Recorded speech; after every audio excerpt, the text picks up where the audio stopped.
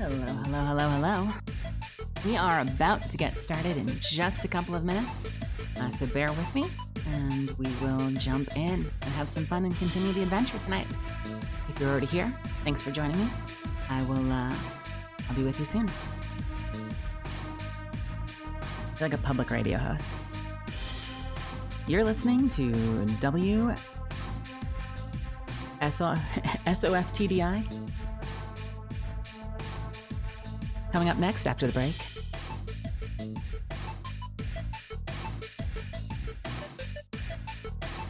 Anyway, hang tight. We're almost there.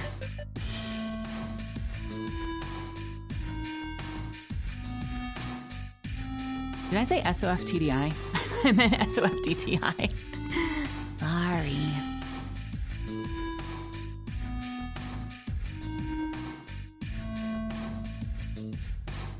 Brain just wasn't working for a second. Like, I remember this. Can I say it first shot without looking? I was such a fan of the original series.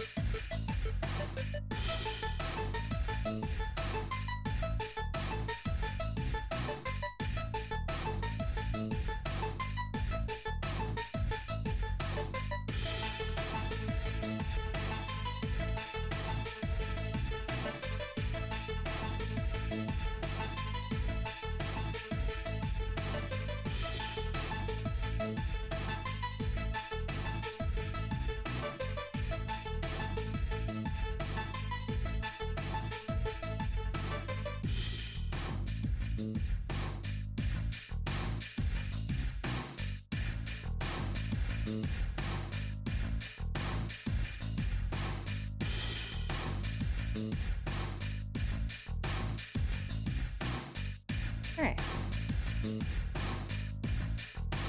Dang. We're just about ready to get this thing started. Let's see if camera number 1 is working. Hey, how's it going? Welcome to the sweatshirt stream. I'm Meli Grant. I am going to be taking you through Tome the Terrain of Magical Expertise tonight.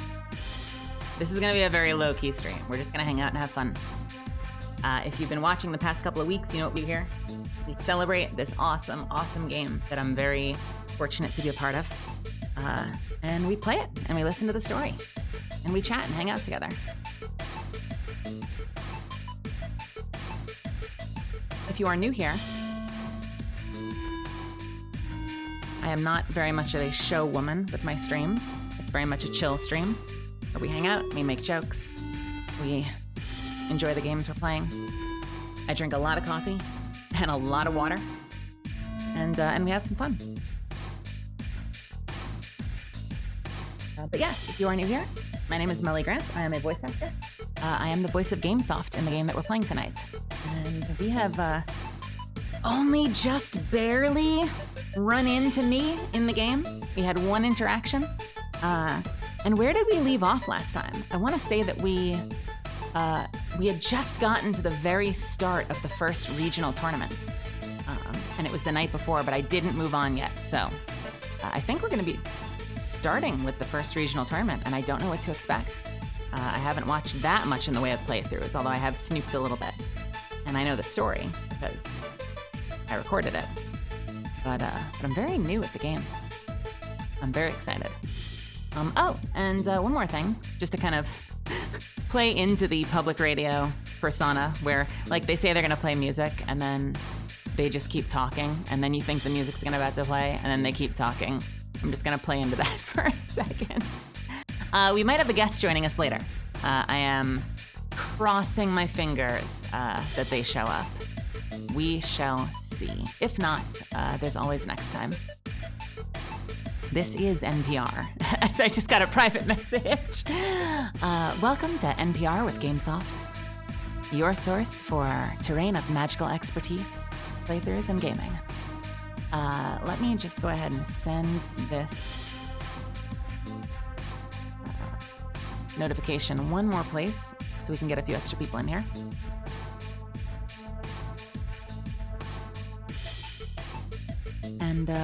And let's just dive in and have a little bit of fun.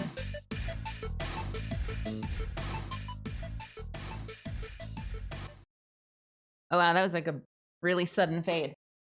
I thought I had it set to a more smooth fade. That was very abrupt. So a couple of things that have changed, by the way, since our last playthrough. And I'm just gonna be a doofus and put some music on while we're chatting.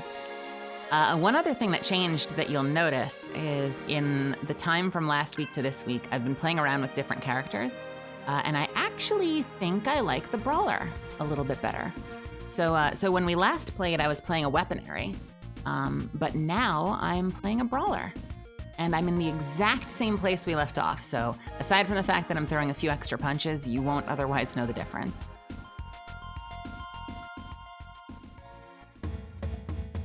But there's one other thing that I thought I should mention. If you've been following me on Twitter, you probably already know this, but I spent a lot of time in the arena this week because there was something I wanted. Something that our friend over at the castle was selling. Greetings, traveler. Interested in any of my wares? Ah, you And wish to is purchase mysteriously not selling anymore. How weird is that, guys? I don't know why. It's so bizarre. I wonder what happens. I'll tell you what happens. It's not that big a surprise. Lovely. I'll be seeing you I don't have again. enough for the rainbow cube yet, by the way, so we will have to come back for that later. But I'm so excited to say that before any of the tournament fights whatsoever, I have managed to get myself a Reaching Zen, which means my main character is now immune to all ailments. And so what I'm using for the other one, originally I had 2 of the immunity things here, and I wanted to go for the ones that were the most negatively impactful. Excuse me. So I had gone for what I thought were the 2 worst ones, which were encasement, crystal, and flower. But now that I have everything covered in one slot, I am gonna use magic minus, because the way that I have my brawler set up is I'm using the AoE heal.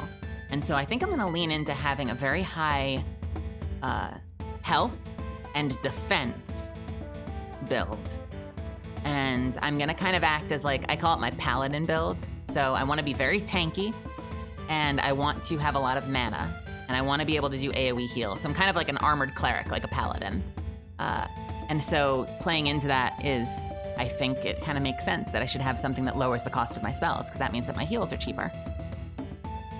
As far as everybody else, I had them all geared out for damage because I was in the arena, but now I don't know anymore.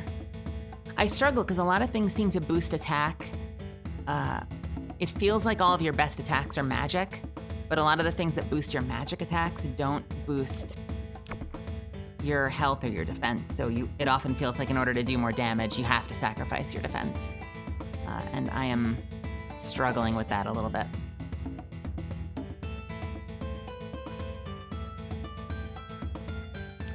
I don't know, that kind of makes sense. Anytime that I can find a boost that doesn't actually negatively impact anything, it feels like a great deal to me. I don't want to see too many red negatives when I'm putting something on. Hey, Iconic, how's it going? Let me adjust my screen a little bit so I can see all of my messages. I really appreciate you hosting me. Yeah, I don't want to take down the magic attack and speed for Flame Girl because she's a very powerful asset to us. So I think we're where we need to be. The only change I might make, this Apricot Risk seems to be a very glass cannon sort of risk-reward type of ability, and I think I'm tempted to give Kerr, because he's a weaponary, so even though he has a lot of magic abilities, he is ultimately a fighter. So I think I'm gonna give him the, what is this called? The Orange Palm. It lowers his attack and speed, but it does give him a lot of other things. Team MP benefits everybody, so I feel like every time we get plus to Team MP, that's a good thing. And it also gives him plus to defense and HP, so that seems like a good one. I'm doing really great. How are you doing? How was your day today? Are you joining us tonight, or do you have to run? I know Fridays have been kind of like a tough one for you. Nylock has the anti-flower and anti-encasing.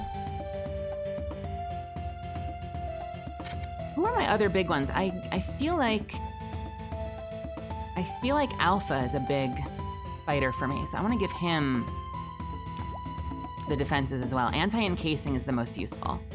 And you'll notice something now. I've got 2 anti-encasings being used.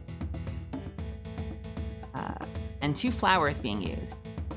But I actually still have another anti-ice and another anti-flower. So I've actually farmed up enough Netty that my entire team can be immune to ice and flower, and I'm really looking forward to putting that to use.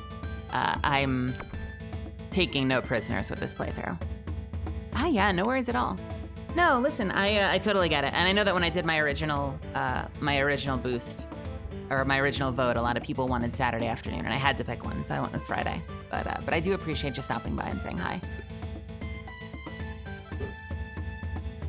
So for the last one, I know that Flame Girl also gets a heal, although everything she has is infernal. And Kerbifer has a lot of technical attacks. Sorry, I'm a little scratchy today, so I'm sorry if you get to experience me with all of my vocal fry, which is very different from my normal softy voice. Yay! All right. So I don't know. Who else would want the anti-encase? Flame Girl has the heal. Kerbifer got what abilities did he get? I can't really see. I know that he has a big AoE, which is useful. You know what? Let's try a fight. Let's try it out. I just gotta remind myself what everyone has. So let's try Flame Girl, let's try Curb, and I know Nilok's abilities. Let's try Alpha. And we'll fight, just because I was chatting with them on Twitter past day or so, let's fight the aggressive garden, because I want to fight Mighty Dust again. I love me some Mighty Dust.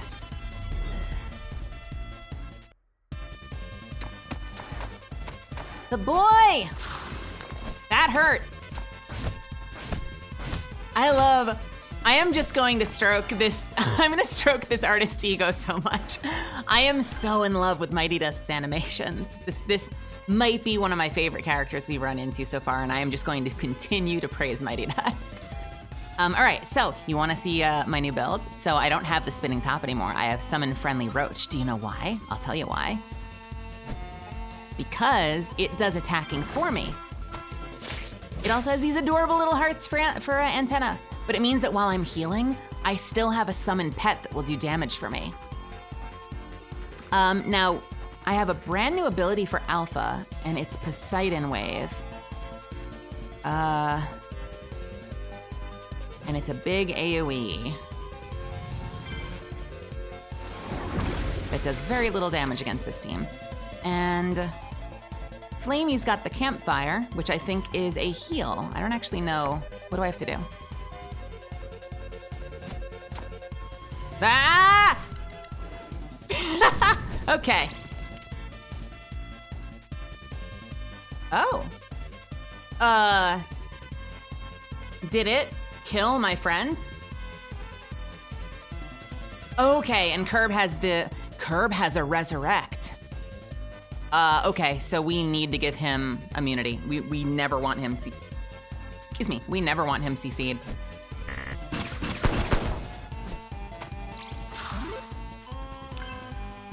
I feel like I can't have the heal out at the same time as my Roach.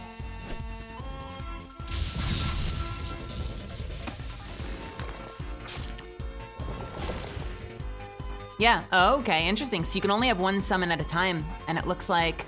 So I'm learning something about the game then. So this middle spot is where anything you summon will go.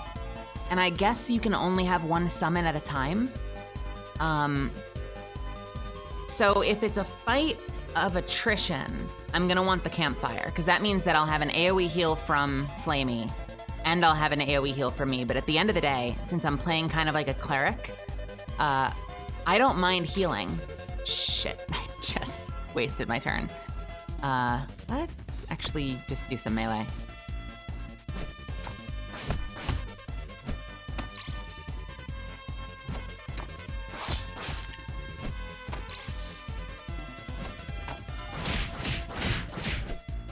And I'm not always gonna have Flamey here either.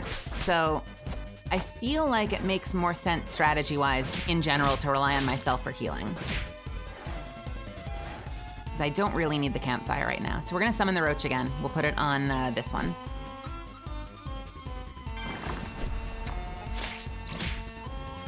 And we'll do some mana gen. One thing I have noticed is that this build, because I tend to do a lot more healing, and I try to be proactive about it so that I can keep the team topped off. We do run out of mana a little bit faster. And so I noticed that this is much more of a melee team than my last playthrough. So now that I've monologued for like 30 minutes. Ooh, I don't remember what I do for this. Is it a spam? Oh no, it's this. And the nice thing about the heal, especially if my whole team doesn't go in order, is that it puts them all in defensive so that any of the incoming attacks will do less damage, you know, between the time I cast my heal and the time it gets to their turn. So that's kind of cool.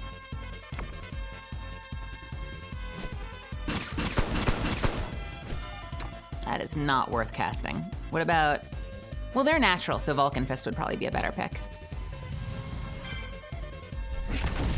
Yeah. That was rude.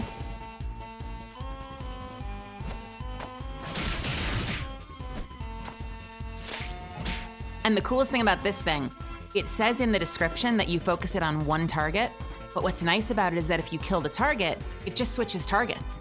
And it always does every turn of attacks, which means I don't need to think about which target I put it on, and I'm not stuck there going like, but that thing's about to die, I probably shouldn't cast it on that. No, it doesn't matter. It will always find a new target. That was my biggest worry with it, was what happens if, you know, what would happen if I use it on something that's almost dead? Do I waste those extra turns? No, I don't. Very, very good stuff. So, I think I've done just about everything I can possibly do. So I am ready actually to log out and go into the next day. I'm very excited about this.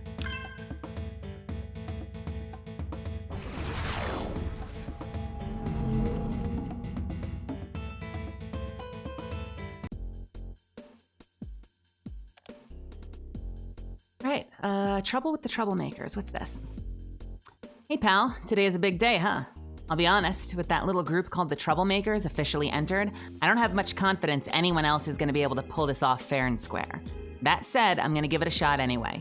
Call me old-fashioned, but I believe even in situations like this where the odds are looking pretty unfavorable, trying your hardest might still yield some deserved rewards.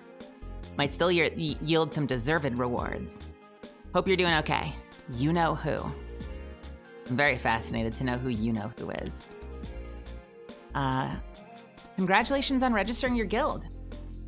Hello! This message confirms that you and your guild, the Dandy Alliance, is officially registered to compete in the Adonis Woods regional event for the Terrain of Magical Expertise, Campaign of Champions. The event will be held on Sunday, June 7th at... So please promptly arrive at the designated in-game location, Adonis Woods, Versicolor Village, Toadstool Towers with your fellow guild members. The winning guild will receive $2,000 cash prize immediately. We're straight in there, guys. As well as entry into the final event for a chance to win $20,000, after which the prize will be delivered. We wish you luck on your adventure today, NetKing Software. So what I'm curious about is the same team allowed to win every... Like, can you rack up all of the $2,000 prizes? Or if you win one of them, do you get into the final championship? And I'm talking story, not... Or I'm talking, yeah, story, not what actually happens in the game. You know, if we were to hypothetically win this one, would we be able to compete in the others and just keep taking money, or can you not do the qualifying events anymore? I'm really curious to know the answer to that. I know, right? The big event. Dandy Alliance, today is a big day. Meet outside Toadstool Towers as early as possible. We won't know what we're in for until the official event gets underway. but I've got confidence that we'll be ready for anything they throw at us. Thanks as always for sticking together. Flame Girl. On my way. Let's do it.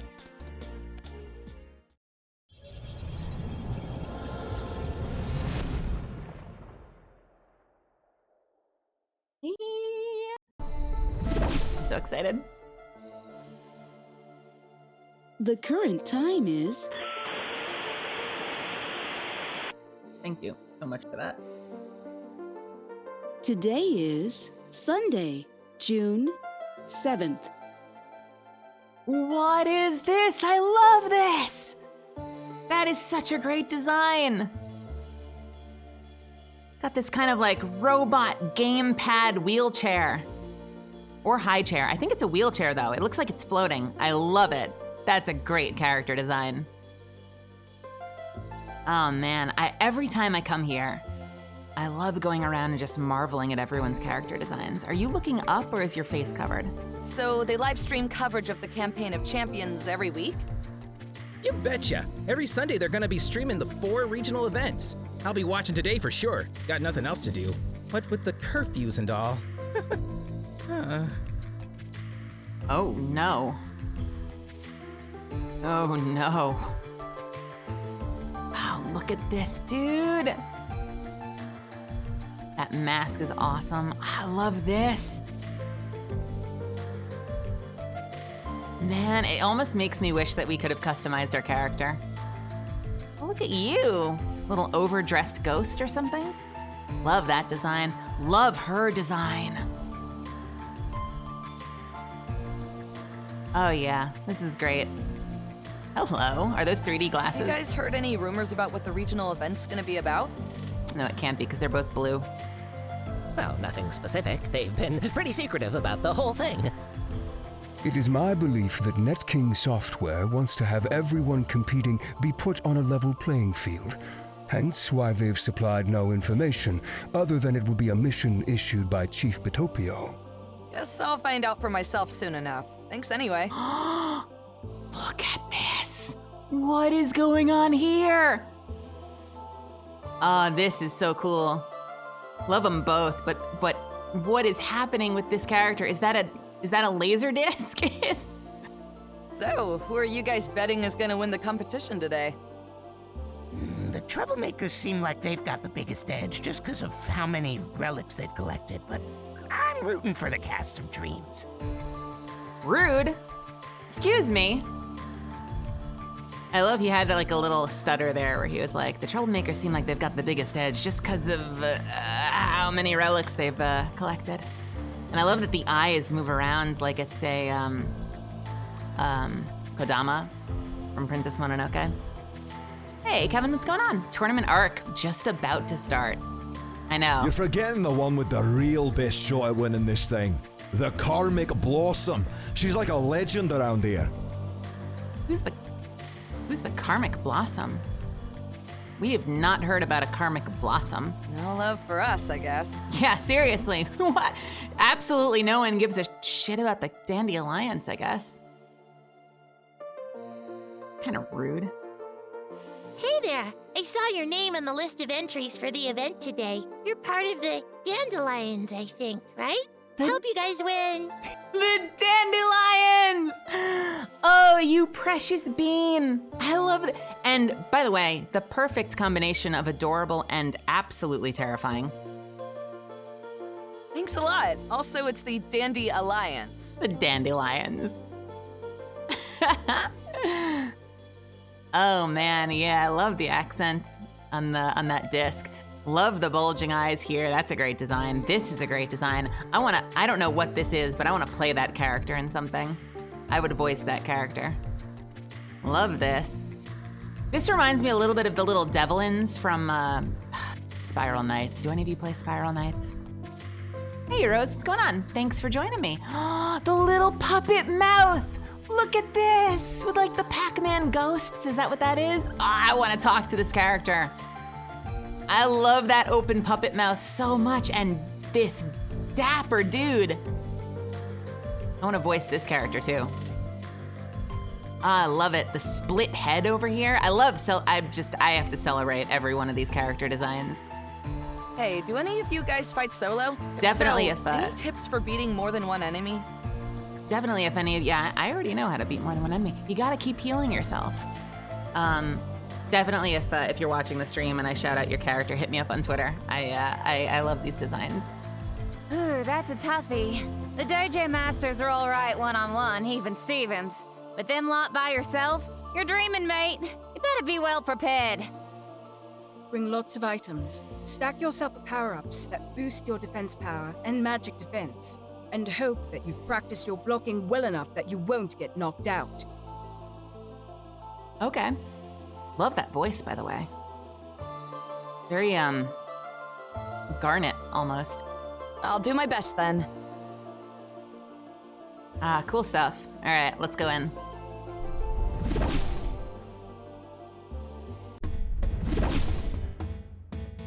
All right. So, we are gonna save. And, by the way, between you and me, we are going in with a severe advantage.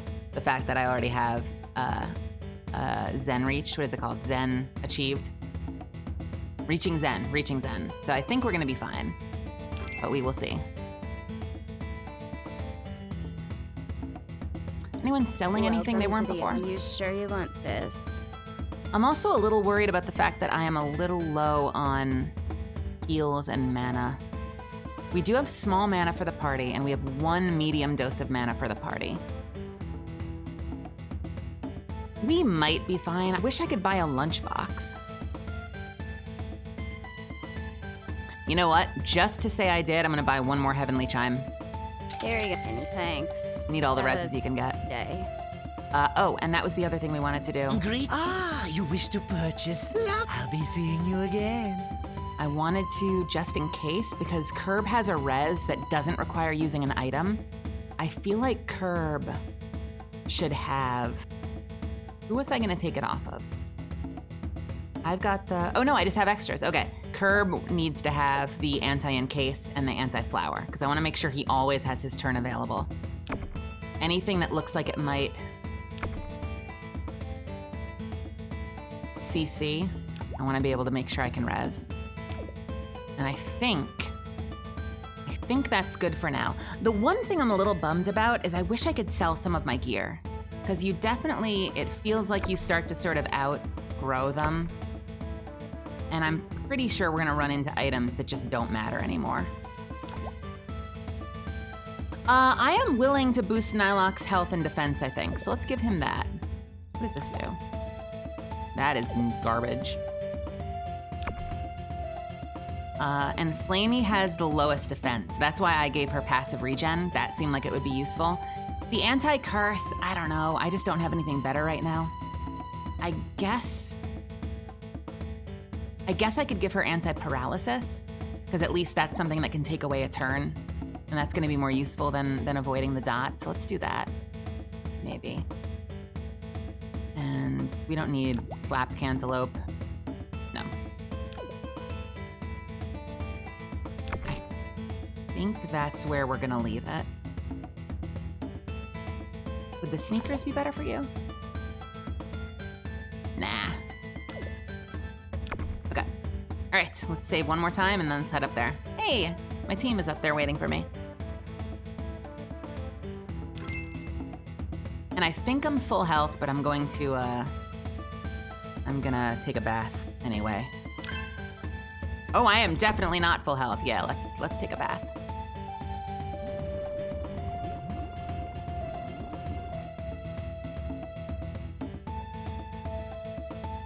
And save 1 more time. All right, here we go. Oh, Squire Hat. Good, all accounted for. Thanks again for doing this, you guys. Hey, we want to win, right? Busted our asses enough this week as is. We're gonna do the same thing today. Plus, if we manage to pull this off, it'll be a nice chillax couple of weeks till the finals. Okay, that answers that question. If you get this one, it looks like you're not competing. That actually makes things make a little bit more sense, because you remember I did my math when we originally found out about the deal that Flamey wants half of the 20,000 at the end, meaning she gets 10,000. And there were 4 regional champions before that, championships. So I'm thinking, okay, 2,000, 2,000, 2,000, 2,000, 10,000. You know, so that's 18,000 divided between, you know, presumably myself, Alpha, Curb, Nylock, Softy. I'm like, that's not, you know, all right, it's not a great deal, but at least you're making a couple $1,000s. But now I understand if she gets half of the $10,000 and we're only splitting 12,000 instead of potentially 18,000, obviously the slice has become a lot smaller. Anyway.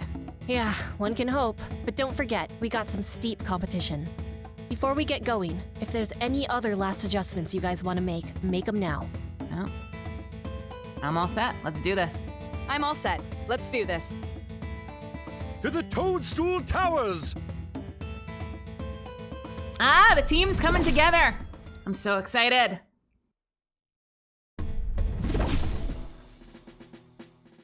By the way, a little late on this, but has there been any word on what the actual event is? Look at the cast of dreams there next to us. Oh, man. So we don't know a lot of them, but we've got cast of dreams. We've got the troublemakers. I have no idea who they are. Is that Tiger Lily? We haven't met her yet, but we know that she's in the cast announcement and that Elsie Lovelock's playing her. I wonder if that's Tiger Lily right there.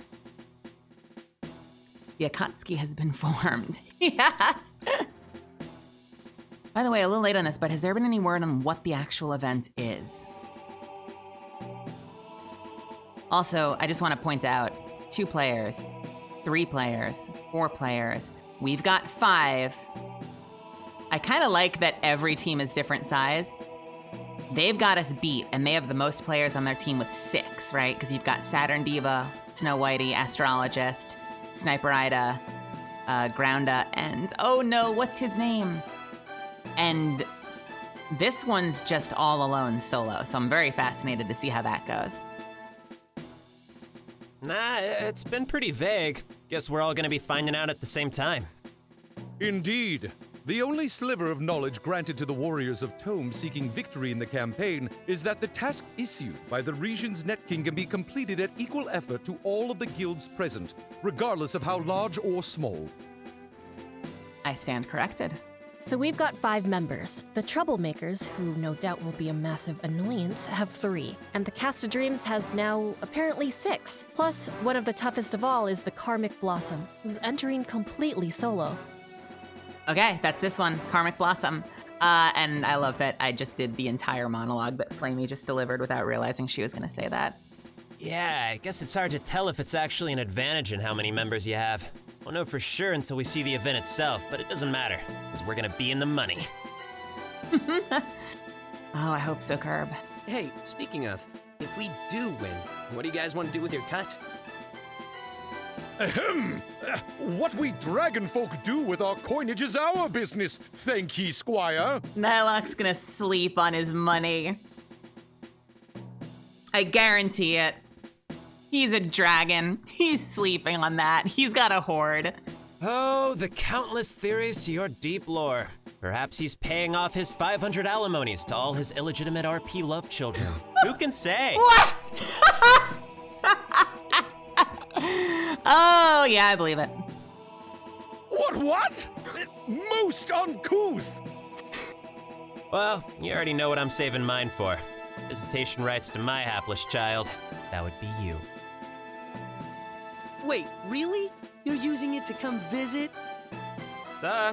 Plane tickets and hotels are expensive, last I checked. Aw, dude. That's really cool of you guys. I mean that.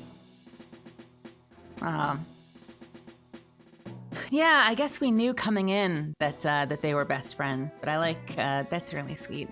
I'm really getting the impression that those two are really close, and I appreciate that about them. Well, it'll be cool when we can actually go outside. We'll be going from long distancing to social distancing. Oh, shit. I swear, I don't have the evil life-threatening virus. Guys, this game is very real. This game is getting a little too real. So, how about you? What's the cold and mysteriously businesslike guildmaster gonna spend all that cash on? That's on a need-to-know basis. Uh-huh. So needy I am. Now, squires, let us focus on the task at hand. The event could start at any moment. Brave warriors of the Adonis Woods, it is time. I've got a lot of marbles in my mouth. Behold the glory of our Net King that presides over these lands of green, Chief Bitopio. That's a great voice. Yo! Welcome, future champions of the terrain. You have all showed great prowess for the privilege to stand before me. I thank you for your tireless efforts these past 6 days and 6 nights. As you know, an ancient threat is seeking to return. Kadget the Shadow Beast, who is among the most powerful of the monsters that once infested these lands, was splintered into hundreds of pieces back during the Great Conquering. The relics you have been seeking to reclaim, in the image of the Shadow Beast's once complete form, each seal away a piece of the monster. Now, we must put a stop to that horrible demon's revival once and for all. Each of your mighty guilds must travel to the Rusula riverside and sacrifice your relics to the ever-flowing stream so that its essence may finally be purified and the lush Edotis woods shall be free. The godly webmaster, ruler of the highest order of Tome, has sent an emissary from the heavens to oversee this trial. Yo, forever! Forever here, coming to you live from the terrain of magical expertise. And this is the Campaign of Champions. Oh, I'm so excited. This is so great. They sound so great. Also, I love the throwback to the original series, that the Shadow Beast was the main evil, dark energy villain of that series. So that's a very cool first encounter. Today we're streaming full coverage of the first of 4 regional events happening this month, the purification of the Shadow Beast. We've got a whole host of incredible players here this afternoon. The guilds competing against each other are as follows. The Casto Dreams with 11 relics collected. The Smallimals with 7 relics. The Karmic Blossom with 3 relics. The Mean Green Team with 25 relics. The Dandy Alliance with 3 relics.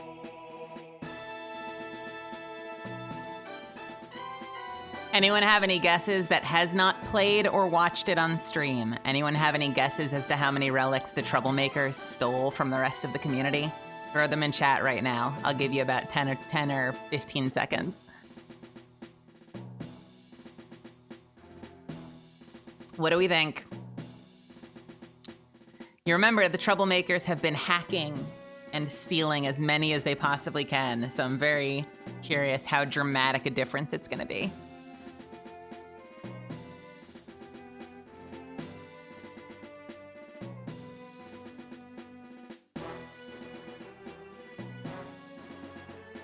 I feel like it's going to be over 100. I am tempted to say that it's going to be over 300. Let's see.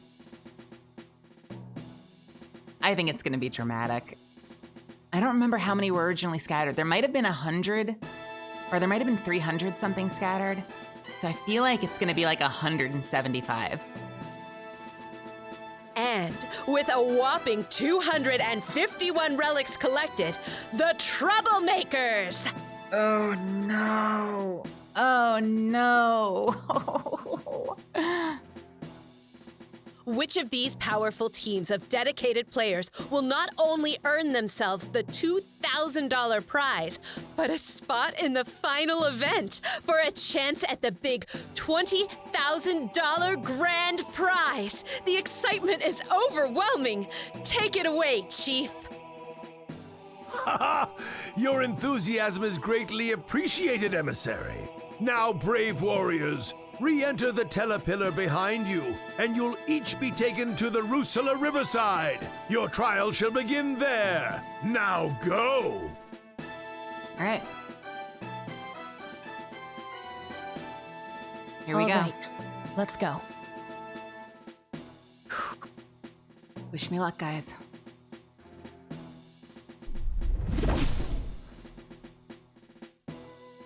My warriors, can you hear my voice? I am communicating to you telepathically. Move towards the edge of the water and be ready for my command.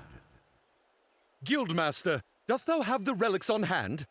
Of course. Now everybody get ready. I think it's safe to assume the trial won't be over as soon as we dump these in the water. Release the fragments of the Shadow Beast into the river so that we may purify this foul monster.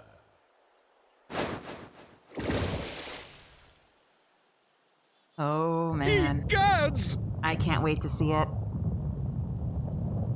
If you've seen the original series, you know what's coming. Oh, I get it. Wait, what's the deal? This cannot be! The purification process of the river's sacred waters was in vain? No, this is impossible!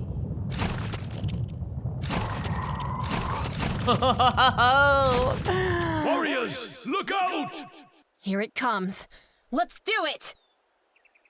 There are 5 of them and 5 of us.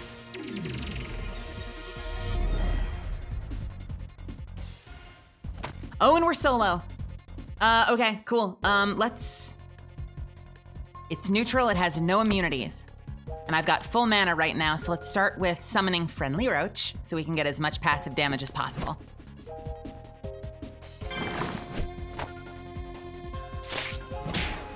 Ooh, that was a fast attack. Yike! And let's follow it up with Cold Cluster. Very little damage, that's not good. All right, we want to top ourselves off, because that is how my build works. Battle of attrition, baby. All right, we are good. So I think I'm honestly gonna do more damage by just meleeing as long as I get the combo. And I know I mess it up, but yeah, that's more damage than my Cold Cluster. Okay, let's summon it again. So I'm a paladin that is a pet class, apparently.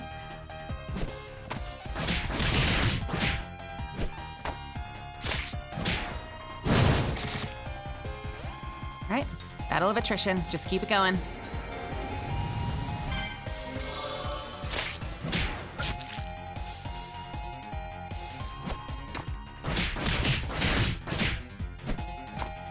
I want you to notice my health, my mana, and just appreciate how good this build is at sustain right now.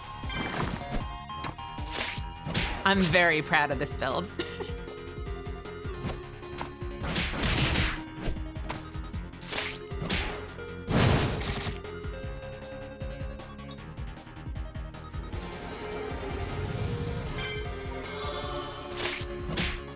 There we go. We did it. By the way, ended the fight practically where I started it. So I am just going to boost the paladin build till the end of time. I love this build so much. Pet class, passive damage, lots of defense, mana regen, AoE healing. Come and get it, Chris Neozy.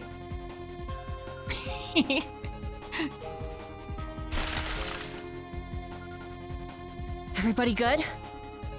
The prophecy was wrong. This can only mean our greatest fears have come true. What does that mean? Warriors, you must press on upstream to where Rusula Riverside feeds into the Lensitus Lake. Please hurry! Okay. Right. Then the first guild to complete this quest to the end will be the winners. No hesitation. Come on! All right, we can do this. Just gotta keep calm, stay in control, get ahead of damage. We're fine. Oh, hey, immediately gets distracted by a chest. Yeah.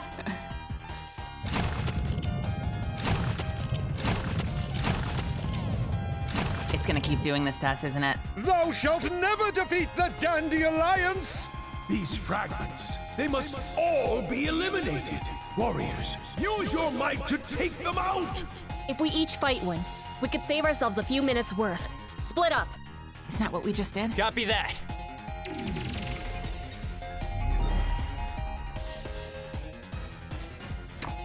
All right, just take it easy. We got this.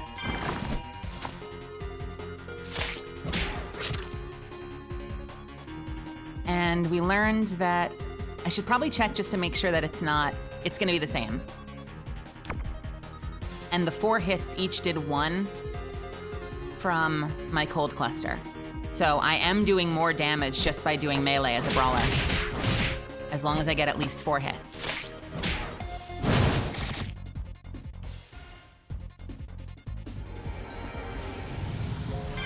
The AoE heal is a very small heal compared to the focused one that I was doing in my last playthrough, so I want to use it early. I kind of treat it a little bit like it's an MMO, because I want to top myself off as often as possible. You don't do it when you're close to death. You top yourself off the moment that you take any amount of considerable damage, and that's how you kind of stay ahead of the fight.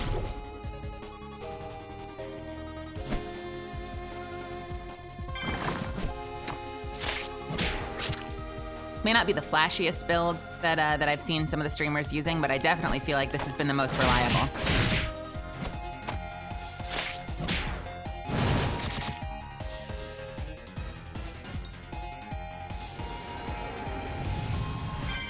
Obviously, where a build like this really shines is when I'm playing with a team, because my heal is actually an AoE heal. So if I have a full team, then I'm doing a lot of work, and they're also doing a lot of damage for me. So it's only in fights like this, where it's one-on-one, where I feel like you're gonna kind of get a sense that it's like a battle of attrition. I don't think it's gonna feel as slow when I've got a full team on my side.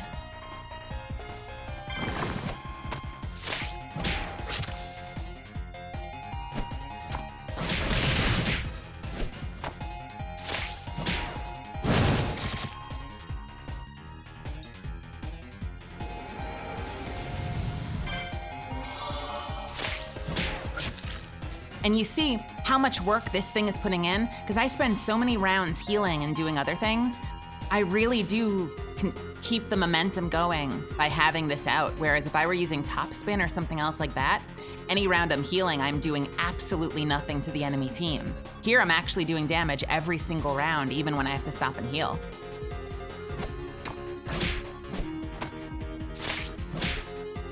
Nice. Feeling good about that. We got this. I can sense a malevolent force swirling together at the lake. There's no time to lose. Do you guys think this is staged, or do you guys think this is a real attack? God, these cutscenes take forever. We get it. Go! Okay! All right, sorry, Curb!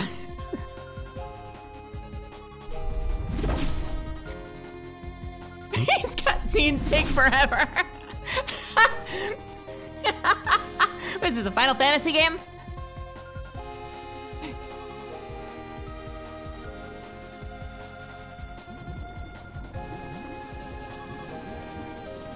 Nylok and Alpha, put your shirt on. These boys. Heavenly Chime. I am feeling absolutely fine about my build. We addressed this before we started. I think we're exactly where we need to be, so I don't care. We're good with that.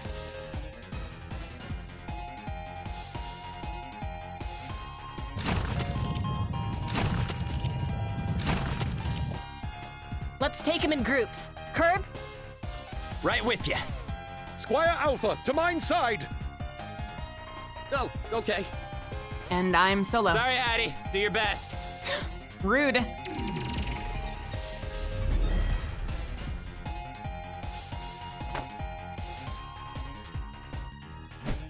How you guys liking the Paladin pet class build so far? Do you guys enjoy it anywhere near as much as I do? Because I feel like I'm really giddy about this. It may be really boring to watch. What?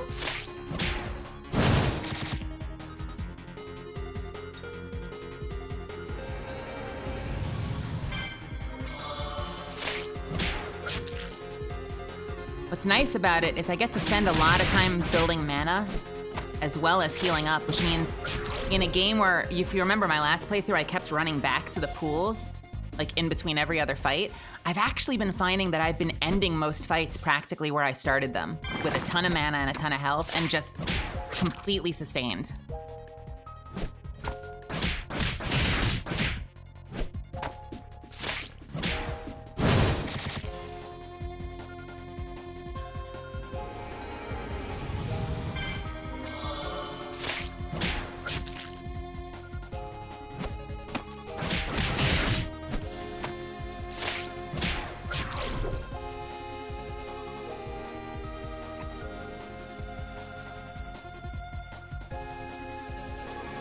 Did not mean to do that. Oh well.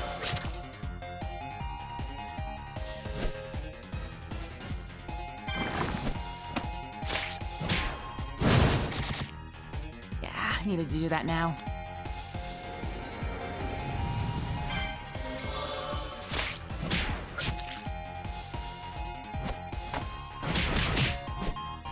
I needed more than that.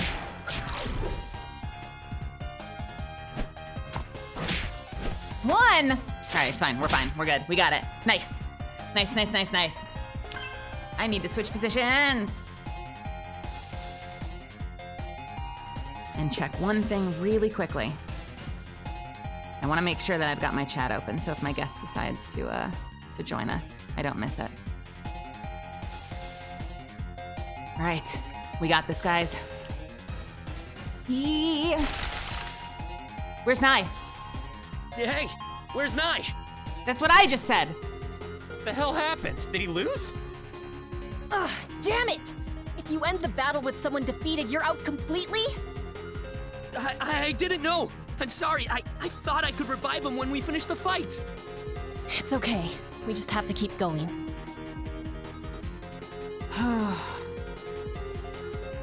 Realist. Let's just hope we can pull this off without him. No other option now. Yeah, I know. No use dwelling. Form up, everyone. Oh, poor Nye. Zuffins, I'm so sorry. I know he's your favorite. Okay.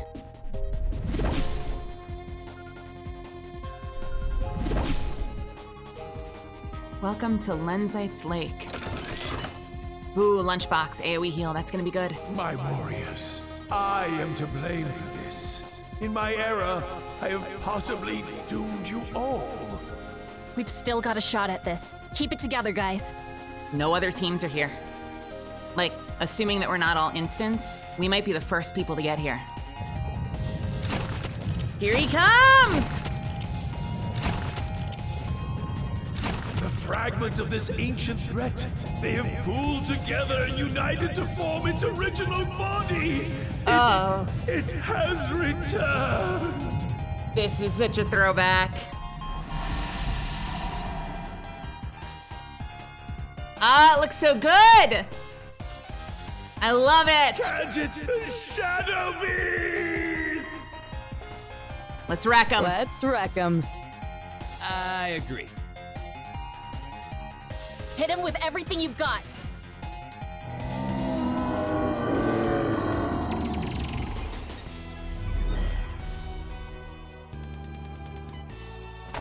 Oh, look at that!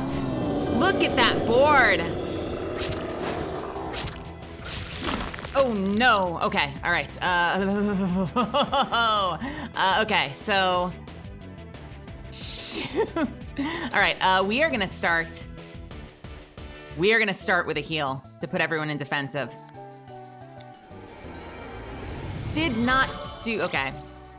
I got antsy, I hit the button early.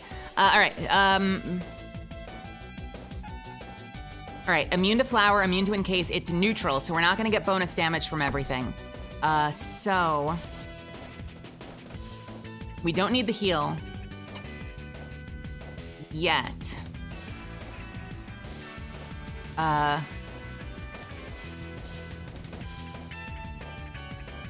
Let's do Dark Comet. I'm messing up every single QTE because I'm antsy. So I did not accomplish what I needed to do with that. Let's do, oh shoot.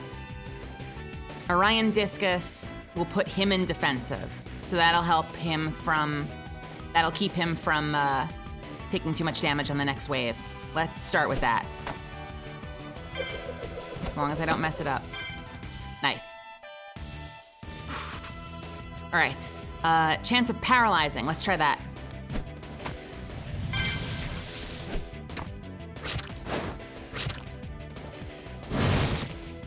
Oh no. All right, so we need to get the roach up. So we're gonna do that because everyone else's health is pretty good other than Flamey.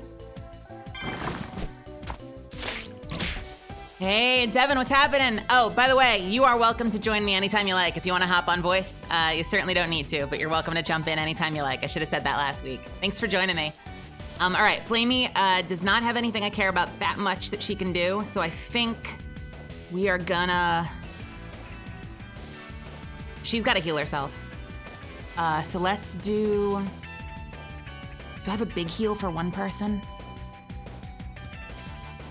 Don't waste it, don't waste it. I wasted it, I thought too long. Shoot. Oh, this is gonna be rough. We gotta heal her. And we'll do another spark taser.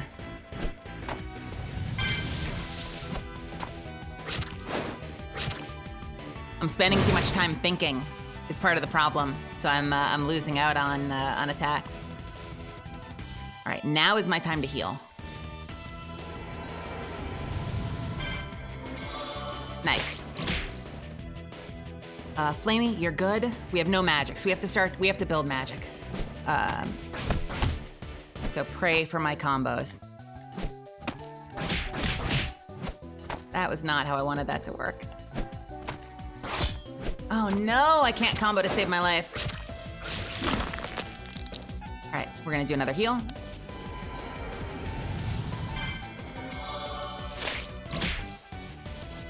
We just need to build up mana.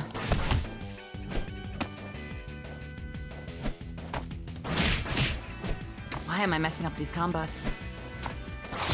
There we go.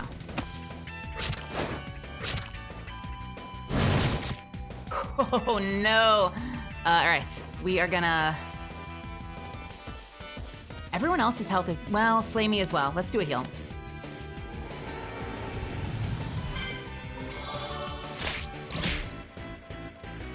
It has 200 health left. This is a bad day. I'm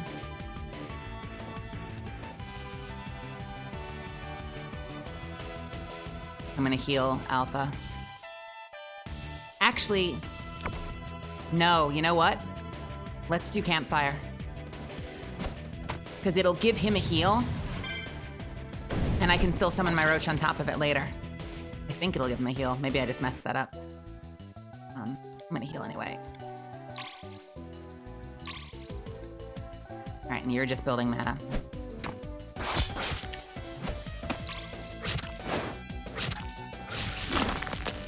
Oh no.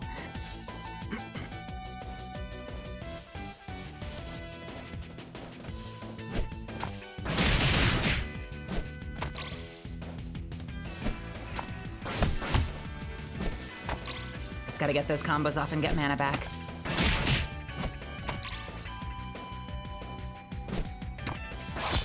Thank goodness we're getting heals. No, don't do that. All right, we are gonna do a heal.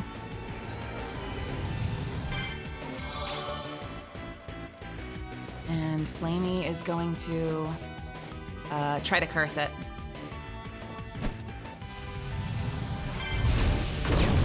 Yeah? Nice, okay. Good, good, good, good, good.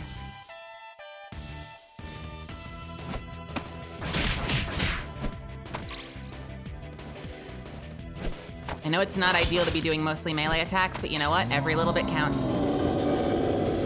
We're making good progress, but I'll probably pull out a few more tricks now. Keep it up! By the way, this music is awesome. Yeah, it is. I agree, but also please focus.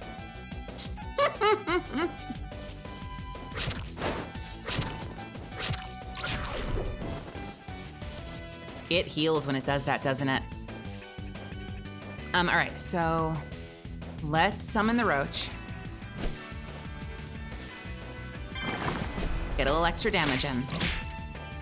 And Flamey, we've already cursed it, so it's cursed for now. So I don't need the extra damage here. I am gonna heal Alpha. Alpha I'm gonna use to get mana back. And same with Curb.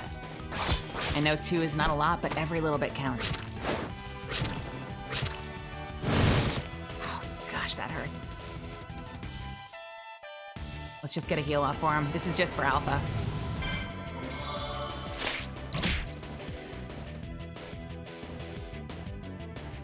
We'll get a little sun gun in there. Not bad. We need more than that. Don't do the AoE, don't do the AoE.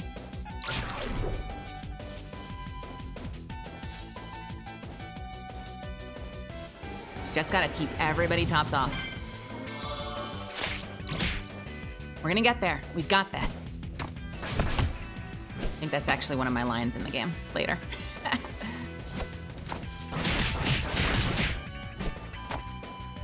Okay, let's get a little spark taser in there.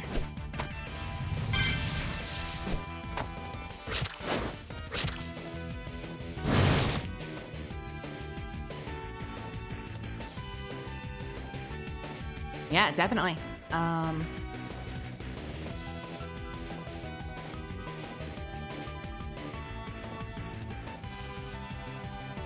Let's see if this works. Hang on 1 second. I'm just gonna give you a call on Discord.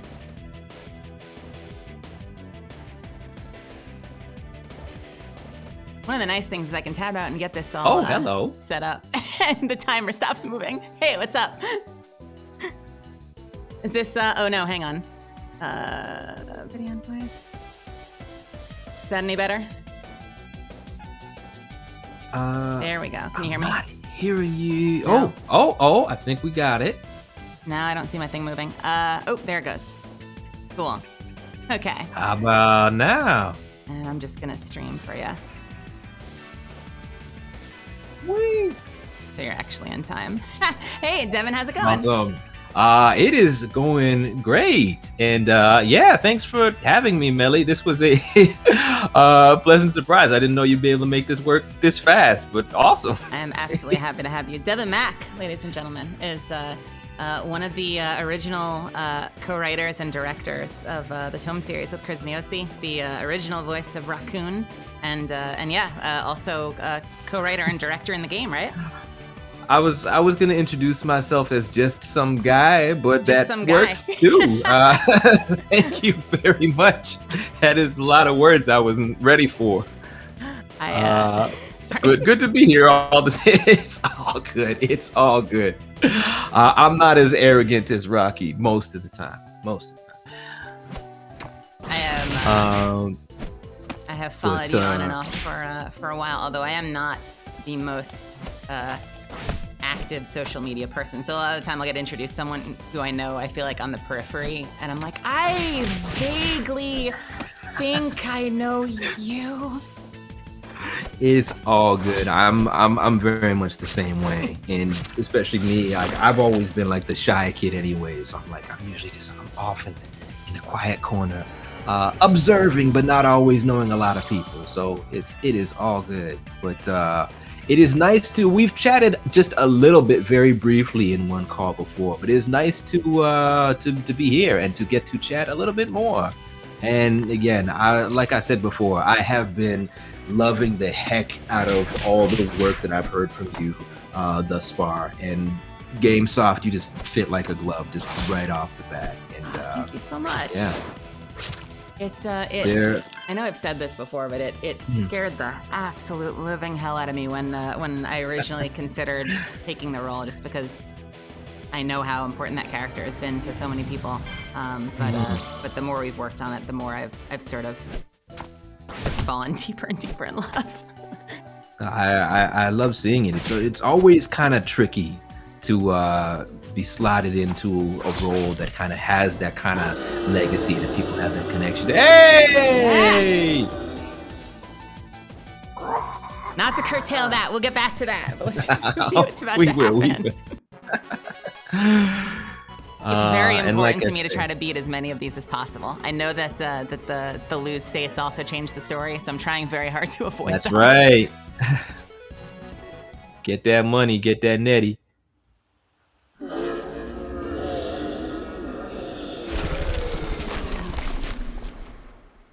You have done it, my valiant warriors of the terrain. Kadget, the Shadow Beast, has fallen. I'm waiting for him to be like, and thanks to Raccoon for dealing the final blow. Oh, yes.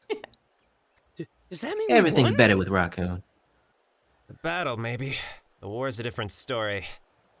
Come, warriors, return to the Toadstool Towers via the nearby Telepillar. You shall all be handsomely rewarded. So what we don't know, and I'm thinking like a gamer, but so we don't know if this was instanced or not. He treats it like everything's under attack, but this whole thing could be kind of staged. And so what I don't know is if we're gonna get back there and they're gonna be like, you all fought this independently, and sorry guys, you didn't finish first, or something like that.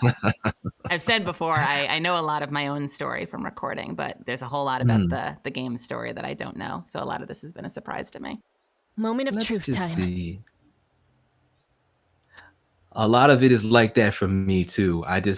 Chris says, "Hey, come write these Raccoon parts," and I'm like, "Oh, okay." And then I rewrite that, and then I don't know what else is happening outside of the Troublemakers, oftentimes, and it's worked out well so far. My I'm waiting to see. I won't hold it against you guys if we don't go that direction. But one of my favorite moments from the animated series was the Raccoon's role play with the quest giver. Ah, yes. And so I'm excited to see if anything like that happens. One of my favorite, the moment that did it for me was it's the breaking character moments. The role play is fun, but it's that moment right before where he's like, I'm sorry, it's been a while. Give me a second. Just made that scene perfect. Oh, that episode means so much to me. That was really, really special. And it's kind of neat just kind of thinking of the history on Tome 2 and how much that particular scene means. So the quest giver in that, do you know who voiced the quest giver in that episode? Now I might be mistaken, but is it our new good friend Nylock? Yes, it is. Mick Lauer. And kind of the added significance of why we were put in that scene together.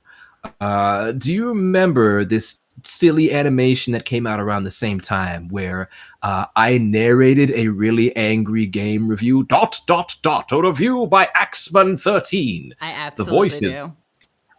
So that voiced by me was animated by Mick, and that's what made Mick kind of blow up online, and it went all viral and crazy. So basically, I sort of perform another ... style reading for Mick once again in that episode. No shit. Okay. That's awesome. And I love, oh man. Yeah, it's just the little moments and considerations, like rephrasing his name as I think it's like Raccoon. Just really emphasizing the Raccoon.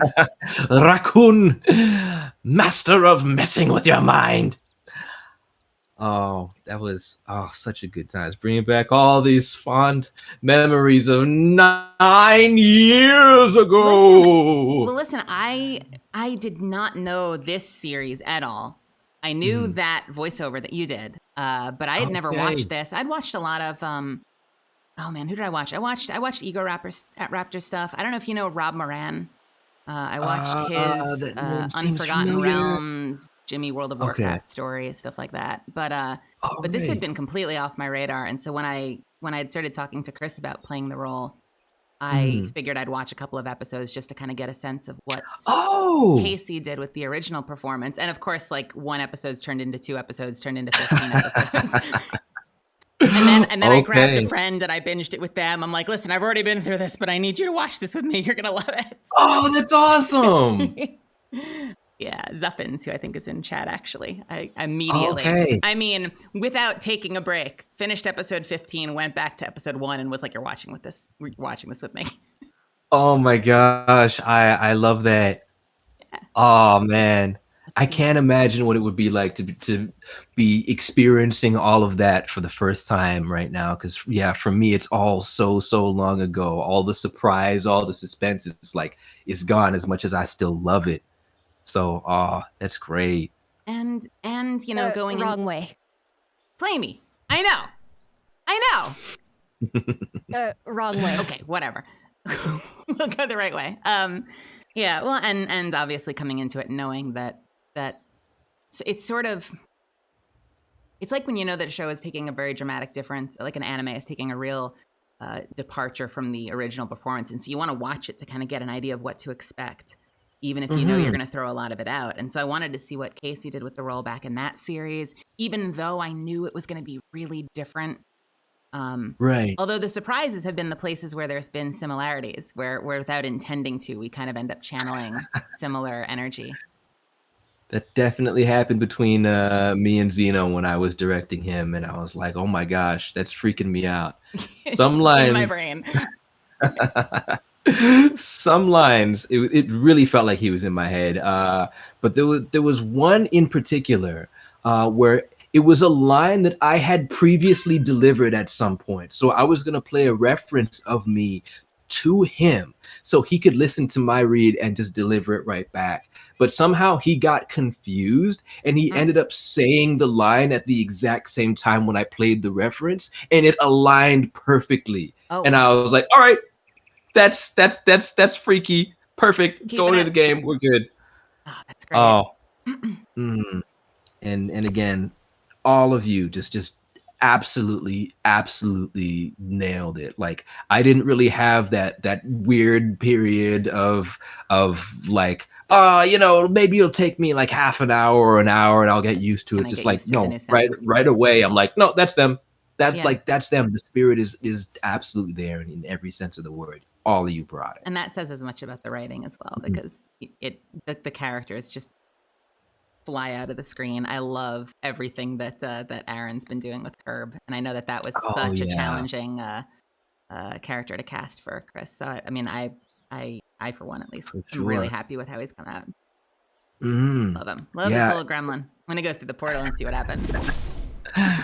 Chris grew so much as a writer since 10 years ago when he started the series too.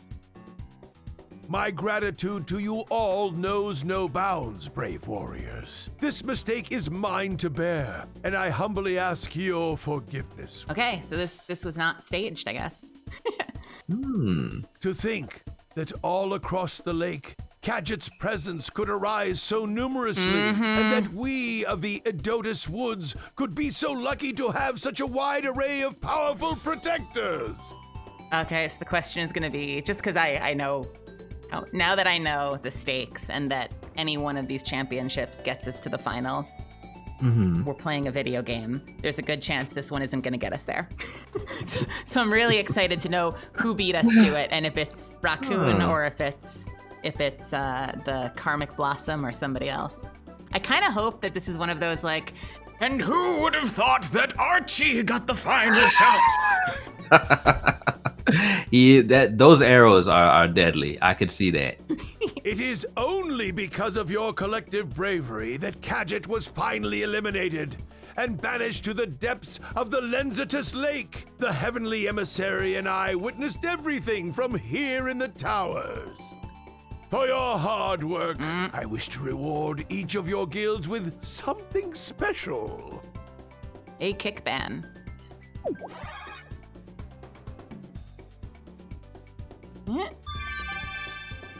Ooh. I know what those do.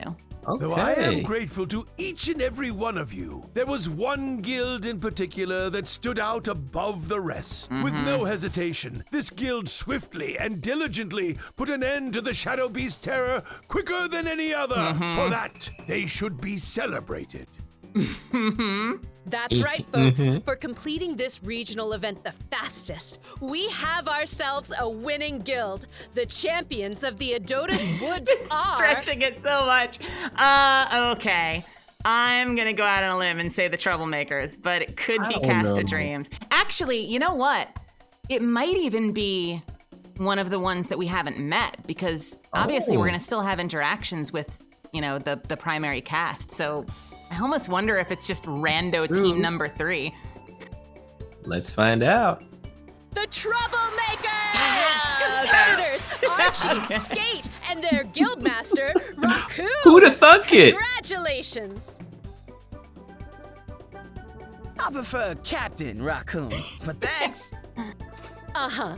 Would you guys like to share a few words? Oh, no. Hi, Mom. Do you think Dad's finally proud of me? I really questioned whether to put that in there or not, because I thought, is that too mean? Or is it just gonna make people like Archie more? I'll leave it in there. Oh, that's really painful. Poor guy, I love him to death. He's possibly my favorite one. I love Archie so much. It grew on me slower in the series than it did when I took my friend Zuffins through it.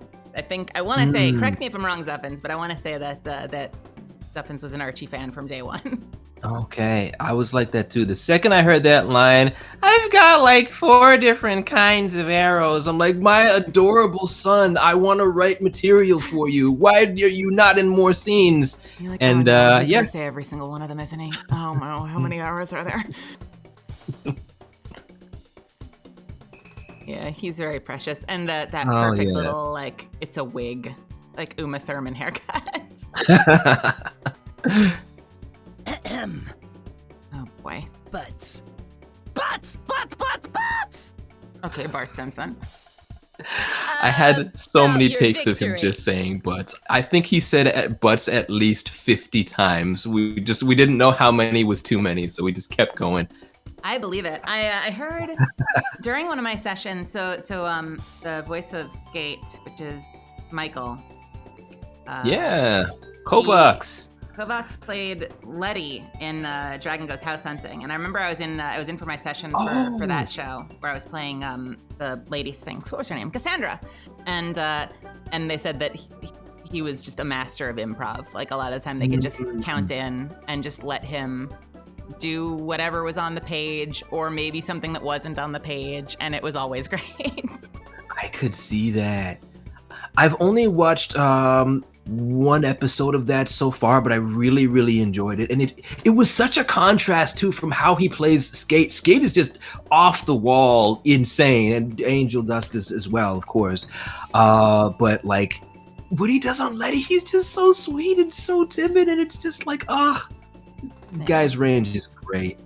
Yeah, I've been really impressed with everything that I've heard. These two,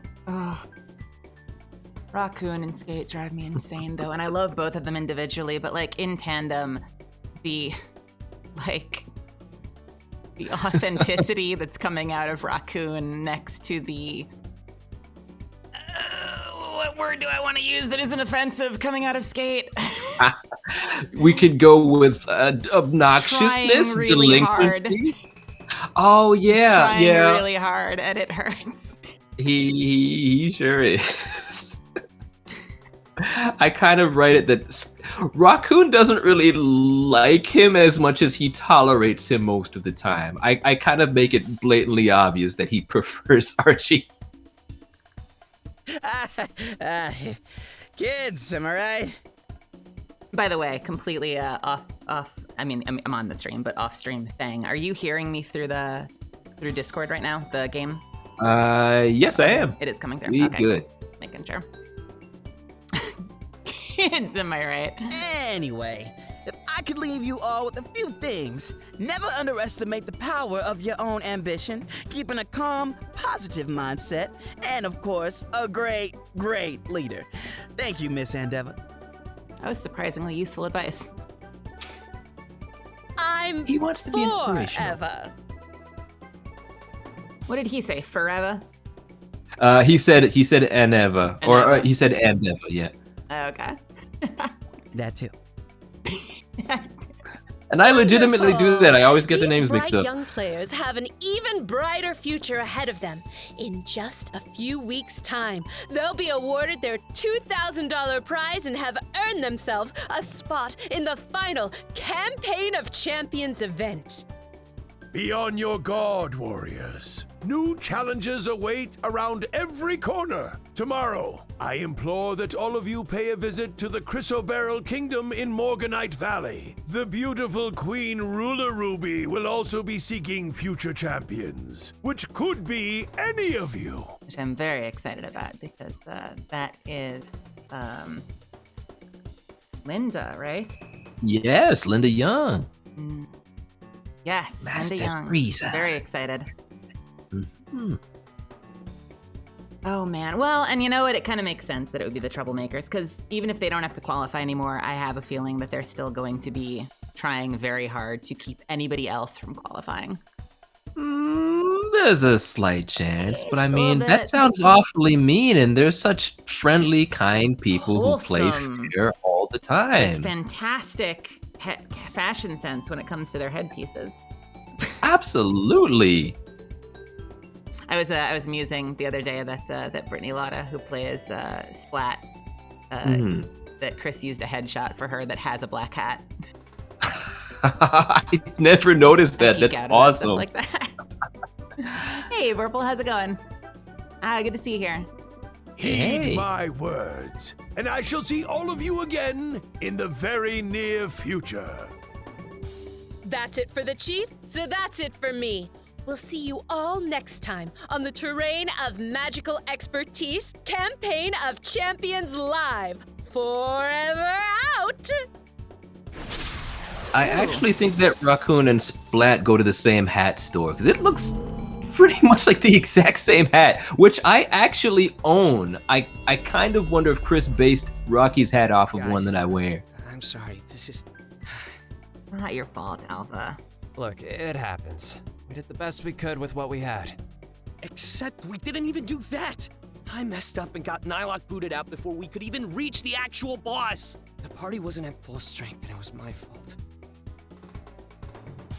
And what's funny about that is that we really dispatched that boss pretty swiftly. We did really well, all things considered, so it kind of almost stings even more. This dude will never give himself the credit he deserves. I know. He's so worried about impressing everybody, and it almost stinks even more since he has an in, he has a friend, he's not a complete stranger, but he's really Right. hard on himself, which is one of the reasons he's endearing. Poor guy. Think nothing of it, Squire Alpha. 'Twas an honest mistake. All warriors with great potential must learn to fail before becoming truly great. See? Hey, at least we didn't screw up beating down that kaiju wannabe. But we can't afford any screw-ups. I mean, you guys can't afford for me to keep messing things up like this. We can, though. We have 3 more opportunities to win this. We'll just have to push harder and do better on the next one. Indeed, Guildmaster Flame Girl. We must not lose hope yet. It really is okay. I appreciate you taking responsibility, but that's no reason to put yourself down. You're a valuable member of the team. And honestly, I don't want to be too hard on Flamey, but I feel like it would have been a different story if we hadn't at least finished the activity. We still did very well, and there are things that you don't have control over. And so if we were just a couple seconds short, we did pretty damn well. Absolutely. The writing for Flamey and Alpha really took such a leap forward in this game. I know it's one of the things Chris is really proud of, and rightfully so. She definitely takes more control as the leader. She's trying to be really responsible, look out for everybody. And Alpha, something that I'd mentioned to Chris previously, and Shady did a great job, but what would have made the character way more interesting and engaging is just making him more of a dork. And he has so much more wacky, silly stuff to have fun with, and Alejandro just nails it. One of the things I appreciate the most is kind of the in-jokes that I feel like are written well enough that we can appreciate them even if we don't fully understand them. So the moments that he has with Curb where they are clearly joking about something that is Yes. a joke that they have that we only sort of understand, but it makes it so human and authentic. It's very genuine, yeah. Yeah, genuine. Thanks.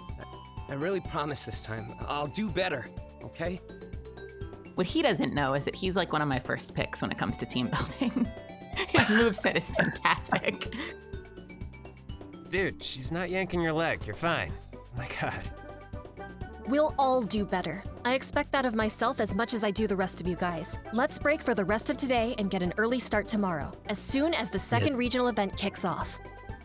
That double team he has with Flame Girl, the Vulcan rocket, that is the stuff of nightmares for me.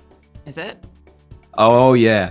Well, mainly because I haven't been playing through the games. I haven't been playing the game. I've mainly just been watching streams. So I'm cheering for the troublemakers every time, and that's what always takes us down.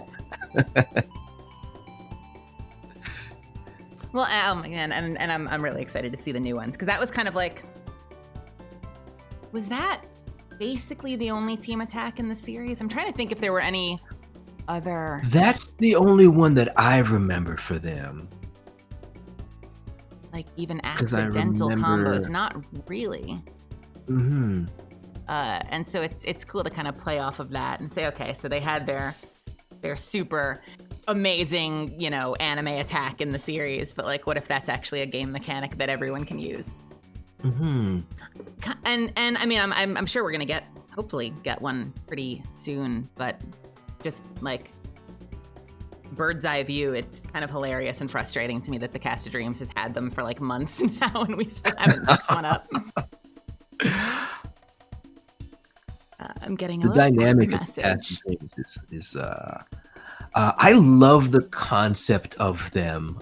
Just the fact that they're so stacked and they keep kind of getting bigger and more confident. I really, really love that rivalry. It works so well. Where it's like, are they still gonna be friends? Really competitive team.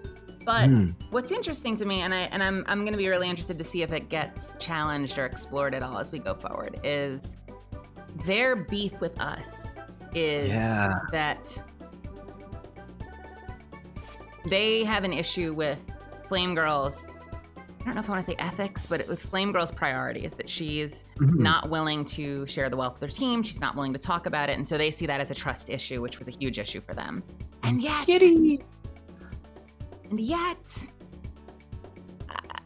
I know, I won't spoil anything for people who are watching and for whom my playthrough is the only experience they've had with the game so far, although I still think you should pick it up because it's an awesome and charming game.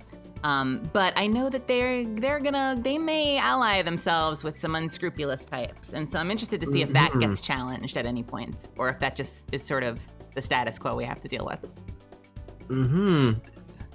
Saturn Diva's whole thing is like, no, we're still going with quality over quantity, but I don't know about that. Sometimes you got to vet your people. I am very interested to explore that. All right. Hear, hear! Though this knight was absent from the final battle today, it shan't happen again. As our adventures continue in the glimmering locales of Morganite Valley, we shall unite our powers together and seize victory next time. So saith I, Nylock, master of hopeful outlooks. Also, Very nice. I know I've said this before. I'm so happy that they put the thing in, that the whole thing happens is such a great move for the game. You gotta. Okay. All right. If you see me staggering on camera a little bit, it's because my cat likes to sit on the computer next to me and she decided to bite me. No, I'm not yelling. What? I'm not yelling. I was wondering where Kitty went. I'm going to bring her in the camera for a second. Get it? Is it a love bite or is it like, feed me? It is very much a, you touched the belly, how dare you bite. Oh. It's fun. This is Mark Allen Jr.'s adorable child who liked my room better. She's so cute. She will F me up. I've been lucky. I've never had a cat that doesn't like belly rubs. So when I hear of them that hate that and will bite you, I'm like, what is this monster? She has a, you know what she does? She knows her limit for the most part with me, Oh, and I welcome the competition. So I think she's kind of come to Right. understand that she can mess with me. Sometimes Mhm. she doesn't realize how sharp her claws are. Good grief. So will she just kind of flop over on her side and expose her belly like you want to do it? And it's You wanna but do it's it? kind of it's a toss up whether that's an invitation for belly rubs or if she's like about to be a Venus flytrap on me. Ah. You never know with some cats. Yeah. Are you okay? I didn't mean to yell at you before. I was just having my stream personality, and I'm sure she Oh. took that as me yelling at her. Now I feel bad. Oh, baby girl. Oh, she's not a Nylock fan? There she goes. You'll see in a couple of seconds. Maybe she's like Rocky. She just does not care for that volume. I am so excited to leave the first zone. And we're on the Oh, web. What is yeah. this? We're on Reddit. We are on debuggers.org. All right, anonymous.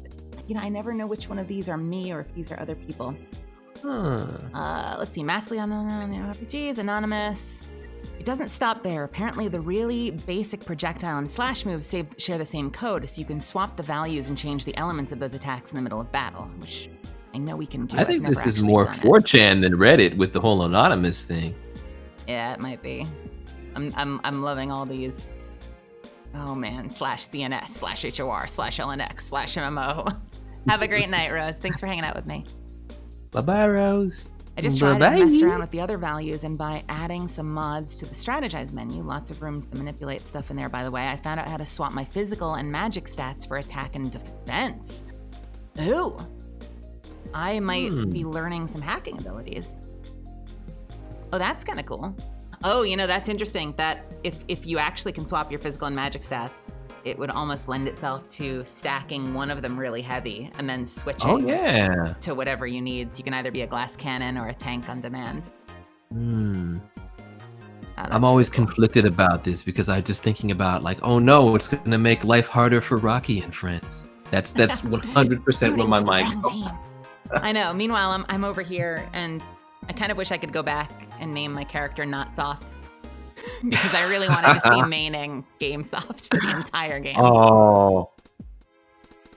They're, That is exactly what I would do. They're kind of like they're almost like the, I don't know, they're somewhere between Yuffie and Vincent in that, you know, like, God, I want to recruit them, but the game isn't letting me yet. All right, keep a lookout. So I got So news. it's not just the bias of you playing Gamesoft. It's actually like, oh, she's like stacked too. I mean, no, it's totally a bias of playing and coming to love Gamesoft. When the original series, I would have to say that, aside from Raccoon, of course. You don't have to say that. My favorite character by far was Grounda. Angriest little Vietnamese girl. Oh, that really just seemed like, hey, Kimlin, just be extreme angry Kimlin and see what happens. And it was a thing of beauty. Nylock, Grounda, and oh my goodness, who's playing? Brina is doing so well with the new Grounda. Yes. Really good. And that what'd you call it? Just the flip-flopping, that bipolarness between the adorable tiny little girl voice and the angry. It's totally there. Like, honestly, if somebody had told me that was Kimlin, like, I probably would have believed it. She captured that so well. So we got good news and bad news, pal. The good news is the troublemakers aren't going to be around to get in our way for the next 3 weeks. Yeah, right. Of course they are. I think that's bad news. Yeah, right.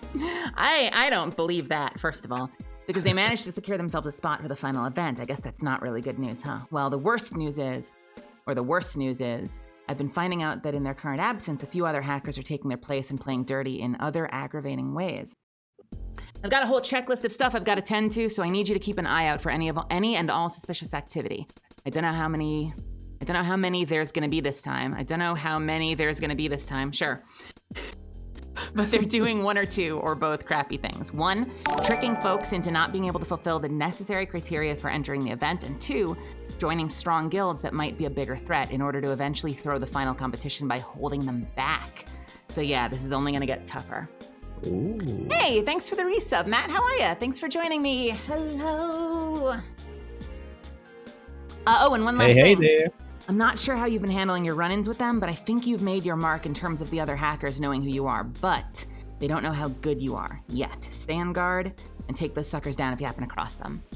Yeah, hey Matt, I've got Devin Mack with me on stream, who's chatting with me while I play through. I was gonna have, it's kind of funny, I guess I could just keep this to myself. I had another special guest who was going to be joining me, but who had to cancel at the last minute. But I now have a special guest who's joining me. Hey, I was a substitute and I didn't even know it. Well, I felt bad last time because that afternoon I had literally posted saying, if you're connected with Tome, hit me up because you can hop on stream. And then I was chatting with you in chat all night, and it didn't even cross my mind to just have you hop on a call with me. But I'm here now. That's what matters. Yes. All right, Dandy Alliance, let's regroup and do even better this week. Head to Morganite Valley, Chrysabarrel Kingdom, and meet just outside the entrance to Quartz Castle early. We've got an important cutscene to play out. Be there. We've got. Hello, Meli's second choice, says Matt. Well, hello. Wow. It's more so. Well, I didn't expect to be here. I just saw, oh, Meli's streaming. Why not? And it worked out. I was like, get on Discord. Which, by the way, where is it? Sending a friend invite. Ooh. You know it's serious once you're Discord friends. Oh yeah, there's no going back.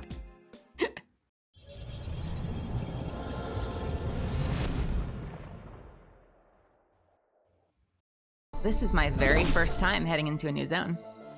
Oh. But first we gotta gush over all the awesome designs. And I know so many of these human-headed Hydra. I love that. And I love that one of them needs vision correction. Just one. The hand-shaped tongue, that is just gross. And kind of reminds me a little bit of, what's it called? Is it Boom Boom from Super Mario? Oh, yeah, a little bit like a Boom Boom with a little mohawk. Loving these. Twin Tails. I feel like we've seen them in-game, like in the actual zone. They do look familiar. And a lot of these I'll go by and I don't even know what they sound like yet, but like I want to voice that. I want to voice that. That cool. Where are you? What did you think of the first campaign event? Kind of boring, honestly. I eventually switched over to Dotto's Destiny 2 stream and...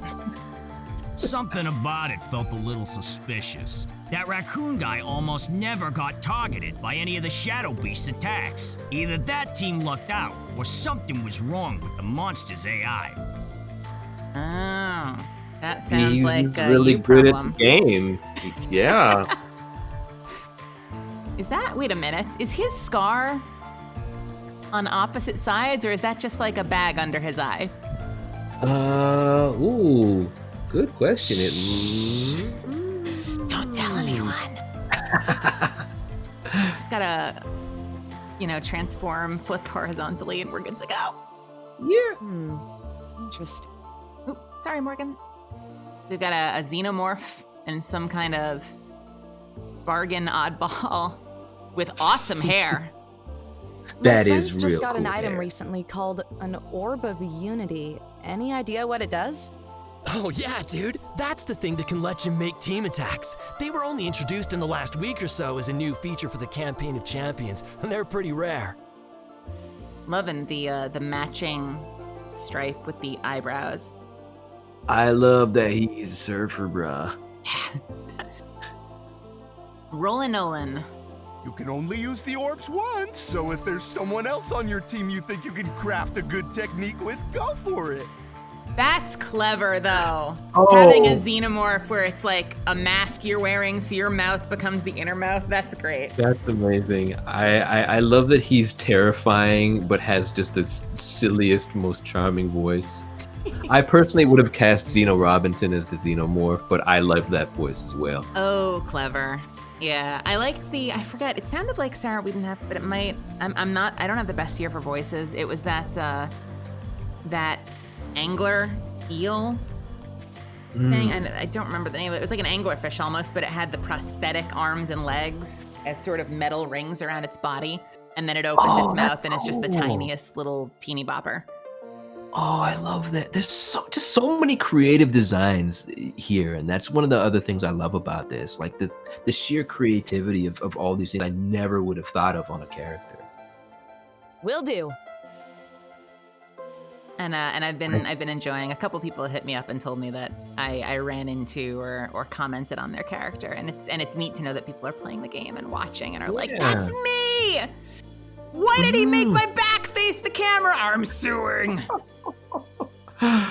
Just kind of make your eyeball into a My tree. experiment succeeded. Someone actually came over and talked to me simply because I made myself available to talk.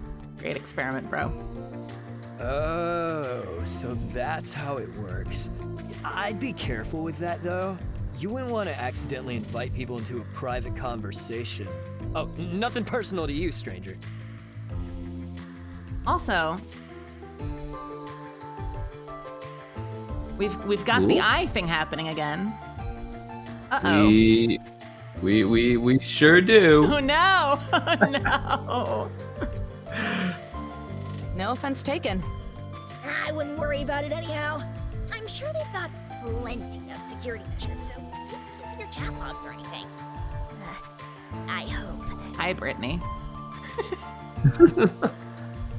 Almost like I lived with you for 3 years. Excuse me. I wonder if that Trying dude's to get tree to Quartz can grow, Castle. like, The actual telepillar down to the fruits south will that take he me to can eat. Morganite Valley, right? Well, there's something growing on that. Mm-hmm. Apples, cherries, hard to say. Strawberries? That's right. If you travel all the way to the back of the hub town, Chrysoberyl Kingdom, you'll find the entrance to the castle. Hey, Matt Shipman.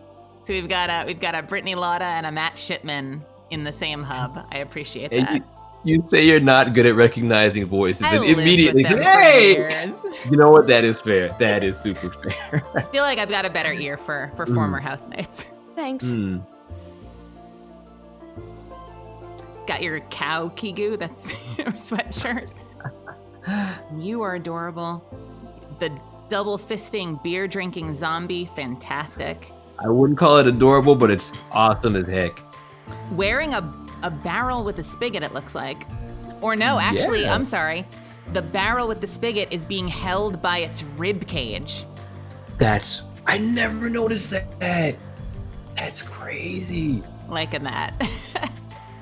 And what's that on his leg? Yeah, I couldn't tell if that was just a really big bone or if that was supposed to be something else. I'm not sure, because it's different. It's a different color from the bones that are coming out of his chest, so it might be something. I don't know. It almost looks like he could maybe shoot something out of there, which would again be incredible. Oh, like what's her name from Rush Valley in Full Metal Brotherhood? The leg that turns into the cannon. Could be. What was her name? Was it like Penenya or? Not familiar, but I'll take your word for it. Rush Valley Girl is gonna get me nowhere. We're gonna look that up later. Nice. Well, we got a little. Now we've got 3D glasses. I commented earlier we had someone that looked like they had 3D glasses, but I guess this one does. Little heart tail, love that. Little bargain. You got a Sentai guy. Yeah, no, you're right. I was gonna say something else, but yeah, I like that. Sentai guy. I love all of these. Oh man, if I missed anybody, yes I have. Just got back from my very first protest today. I'm beat, but it was worth it. Nice. Keep fighting the good fight.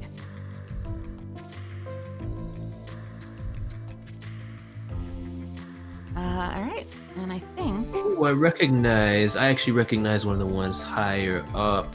Wearing the goggles. I believe that's Raven Wolfie. This one right here? The design looks very familiar. Because, they've been a major Tome fan, super active in the community.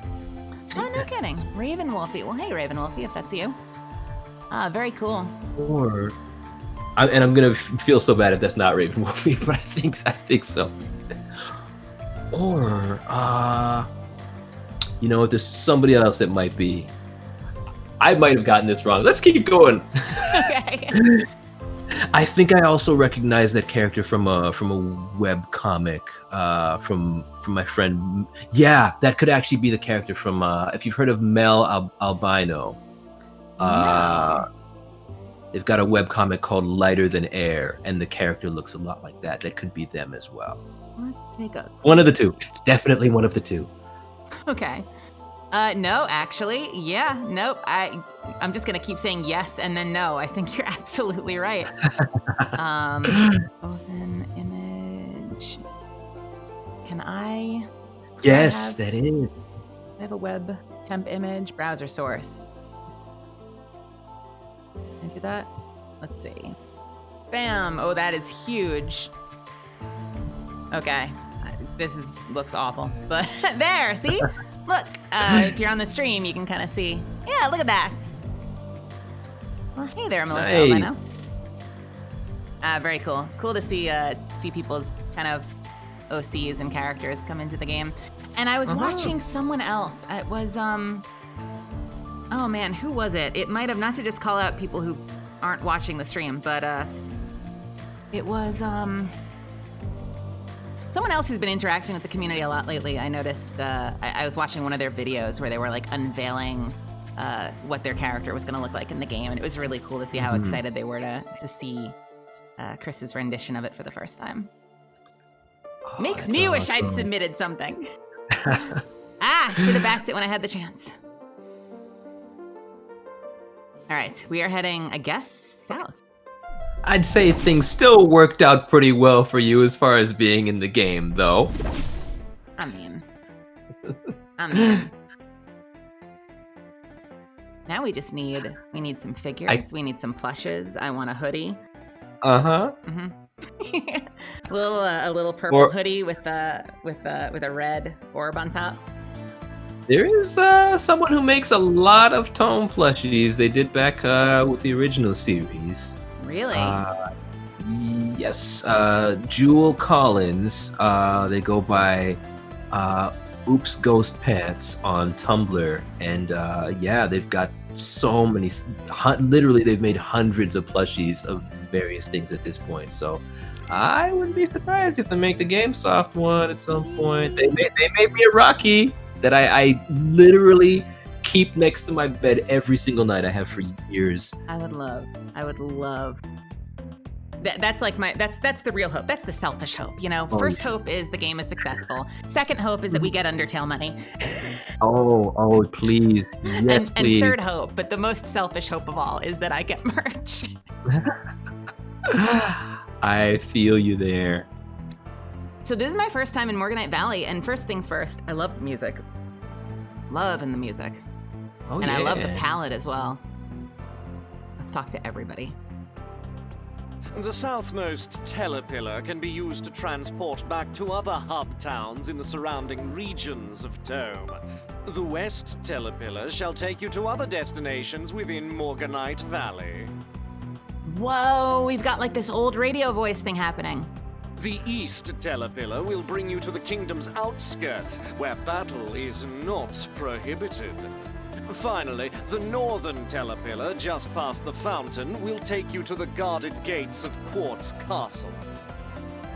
So once again, we've got back to the hub, which it was before. We've got the castle at the north, but we've got two areas now instead of one. So I feel like this zone is going to be a little bigger than the first zone.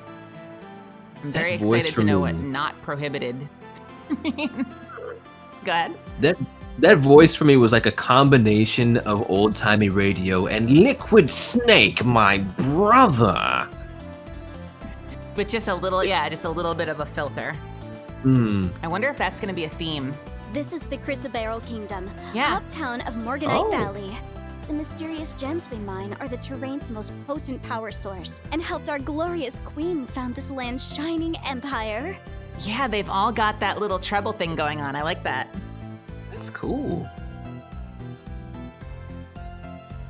Who are you? Dojo Master Morgani is a master of gems as well as martial arts. Don't let the pineapple shape of his hammer mislead you. The crystal sculptures he makes from it are amazing. And they hurt you if you touch them. That's definitely Sean Chiplock. That's definitely Sean.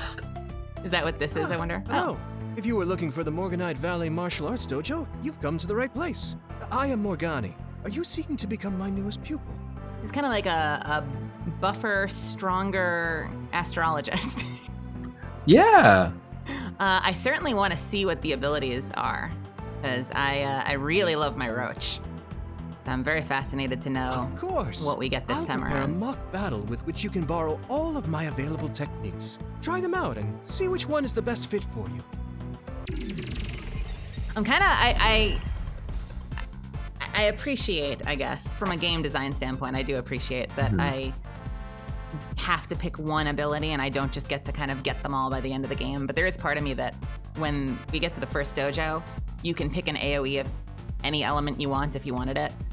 And man, it would have been nice to be able to just have all of those.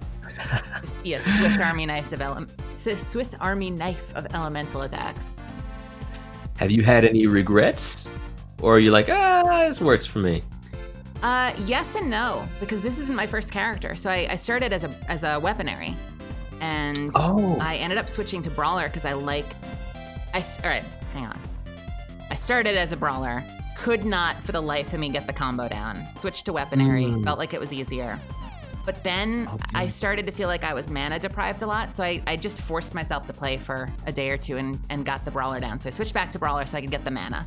Right. And it was actually as I just started to experiment that I sort of found the build that I was looking for. So originally I had done the top attack because I saw Chris using that and it seemed pretty powerful. The red and green started to drive my eyes crazy, honestly. And then as I started to feel it out, I realized that the single target heal was frustrating because if I was solo, I couldn't use it on myself.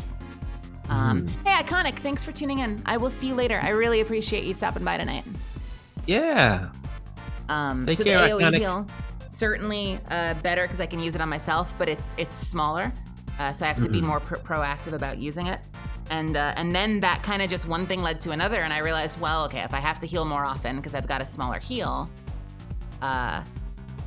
I guess the roach would make sense because it can be attacking when I can't. So even if I heal, it throws an attack out, and so I'm being really efficient. Right. But it took like a couple of playthroughs to find a build that I feel like really works. So of course now I'm paranoid because I've got to be really careful which one of these I like because I'm not starting over every single time I get to a dojo. Now, I will say, I did get most of that, but I'm so disconnected from a lot of video game terms. You're going to have to tell me what AoE means. Okay, so AoE would be an attack that hits everybody instead of just being a single target. And so as a heal, that means that I can heal the whole team, and it heals for less, but I can be proactive about it and use it earlier, so it kind of just is fine. All right. And even if it's a smaller heal, because it kind of acts like it's hitting everything, that includes me, whereas the big heal only works on an ally, so when the game throws me at something alone, I suddenly don't have a heal anymore. Okay. So it's nice to be able to get that, to be able to top off my health no matter what. I've been really coming at this like an MMO game. I admire that. I imagine that strategy has served you well. Listen, what's his name? I see interviews with like Henry Cavill talking about how he was too busy playing World of Warcraft and almost missed his audition for Superman, and I'm like, okay, there are other people like me out there. Wow. That has definitely got to be like reassuring. Definitely helps you feel more valid. You're allowed to have hobbies. It's not hustle culture until you die. That's true. That's very true and very important. So we've got like 4, fill the bar by rapidly tapping the button with the time limit to cast a spell. Okay. Excuse me. I was reading. I'm reading here.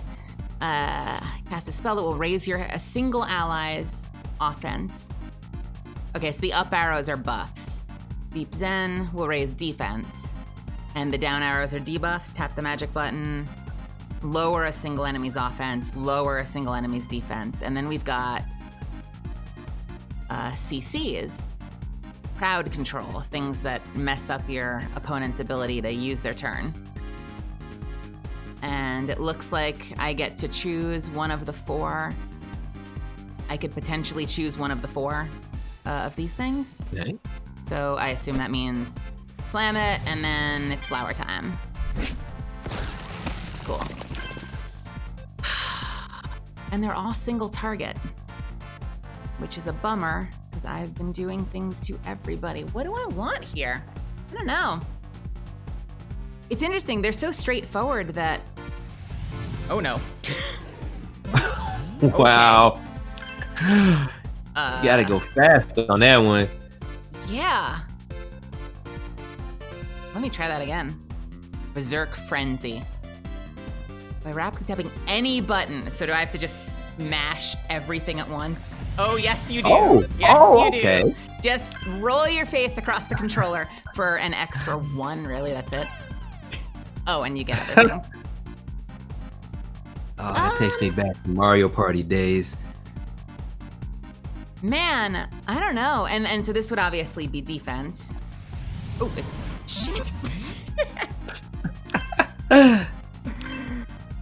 Yeah, thanks. Appreciate it. It's almost a ritual, like it's a tradition in this game at this point that the first time you get an ability, you just completely F it up the first time you cast it. That would be me for sure. And maybe the second and third time too. Mm-hmm. Okay, so... I'm not the elite gamer I used to be. Well, you know what's interesting? And, you know, I don't know what your situation is. I get worried talking to other artists when you talk about having work. But, Let's go. So I had my whole 10-year career for a while, and when I moved down here, I had savings, which meant that I could focus on acting for a long time and not have to worry about pulling 40 hours. And I've only Good on just you. recently started to kind of have a job again by writing. So I've been writing for a couple of different shows, and man, I was playing a lot of games before that, but now that I'm writing, that I'm adapting episodes, my Monday to Friday, I am not touching games at all. I'm writing most of the day. I'm still kind of figuring out my work ethic, but it is the weekends. Like the weekend is when I get to do anything that's not work. No, good on you. Again, like I think the fact that you're kind of being responsible and not doing something that's going to take away from your time, especially when you need that rest to get through the week and be focused and do your work well. So Let me tell you, that is something I'm still figuring out. many people are. I'm fortunate. I'm happy enough. I've spoken to a couple of other people that do writing who've told me that it took them a good year, 6 months to a year, to kind of get into the habit where they were really being efficient. Shit. Yeah, the longer you do that, the more you'll get that routine, and then the easier it'll be for you to, okay, maybe I can sneak in some gaming here and there and not mess with my week. You'll definitely get that down the longer you're at it. So, all right, gaming wise, I can boost my offense, boost my defense, raise an enemy's, nerf an enemy's offense, or nerf an enemy's defense, and I'm trying to think, so I gotta think about it in terms of like a one-on-one situation and what would be more useful. And I feel like either raising my, man. All right, let's think about this for a second. You gonna help me figure this out? I'll try. I am gonna rule out raising offense because I think it probably doesn't apply to the damage my roach is doing. Magic offense, I I don't know. think it does, yeah. And that is like one of my biggest sources of attack. So raising my defense would certainly be something that I could do to make sure that the incoming damage is less while my roach is doing the damage for me. Alternatively, if I have the ability to help to self-heal, then possibly reducing enemies' defense would be nice, because that means that the roach is doing more damage, the rest of the team is doing more damage, and I'm still healing myself, which means having the extra defense doesn't matter as much. I can just top myself off. Raising my offense doesn't matter because it's not affecting the roach, so it's a matter of whether I nerf the enemy's incoming damage, which I also think doesn't matter as much because I can hack them if need be. So I think the most useful one might be lowering their defense just so that they take more damage all around. Because that's also going to act as a defense for us, because the faster you take someone out, the less damage that you're taking, the less they can do to you. Hey. I'm basically here for moral support, but I know you'll make the right choice. Now I'm the Archie and you're the Raku. Oh, no. I am the master. My stream has been here for multiple 30-minute long brain melting strategy sessions as I overthink everything. But you know what? I like to think it's endearing because it's kind of in character. Oh yeah. 100%. She's sitting there like, well, if we overthink that. I always imagine when she starts to figure things out, you've got that Izuku Midoriya, just the words are spilling out of her brain. I'm grateful that nobody, screams nerd at her half the time as she starts strategizing. I remember that interview you said he called Zack Snyder back and said, sorry, I was saving someone's life because he was playing a healer. Wow. Yeah, I think that's what we're gonna do. I think we're gonna take this one. The only other thing that might be useful, and I say this with hesitation, is being able to use one of these control-y abilities, because so many things are immune. And so I'm gonna take Vigorous Vines, and then next thing you know, I'm fighting something I can't turn into a flower because they're immune, so that's useless. I think I'm gonna go for Sinister Chains. How you doing, Devin? I will say I like the moves that don't turn your opponents into flowers, because everybody keeps turning the troublemakers into flowers and negating Archie and not letting him shine. So this is coming. And I've watched a couple of streams, and I know that Softy has the ability to do that, and I think that she can pick any one of the four, and with that move is OP. With zero variety, without exception, every streamer I've seen only uses flower. Every time. Every single time. That's why every time I see Softy in somebody's party, I'm like, oh, I know how this is going. Yeah, flower. Nice knowing you guys. Rose, so every dojo lets you pick one ability, and you'll have 8 options. But it's not a list that continues to go down, so every dojo is going to have a separate list. So this is like a 1 in 8 that I have to choose and stick with for the rest of the game, sadly. All right. So we already ruled out these ones, and I think it makes more sense for me to debuff, because I'm generating mana, which passively helps the team. I'm healing, which passively helps the team. I've got my own form of attack in form of the roach. So just in terms of the well-roundedness, since I'm already healing, I'm already buffing, now let me curse and debuff the enemy team. So I'm kind of doing a little bit of everything. You've got this figured out. I have not seen anybody think this through nearly as much as you have. How can I help? Yeah. I don't know. History will decide if I'm spending too much time in here. So, what have been your main kind of MMOs and just RPGs in general of the past that kind of have you so prepared for this in ways that I definitely am not? I definitely was a World of Warcraft player back in the day. Okay. And I think that probably informs this the most, because there are certain fundamentals that you learn in that game when it comes to how and when to heal, and what they call like buffs versus debuffs, things that boost your team versus, you know, make the enemy team worse. And a lot of that, I think, is probably informing this the most. I grew up, man, I racked up, this is kind of a weird tangent, but I racked up like a $300 AOL bill once as a kid and had the internet taken away from me because, oh my gosh.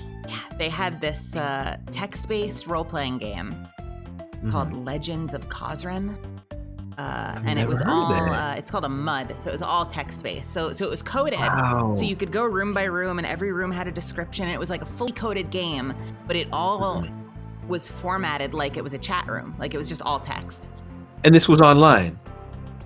Yeah, it was all online. And and that was another game where you got to pick a class and kind of decide whether you were gonna be a ranger or a fighter or a hero, and there were a lot of role players. Around what year was that?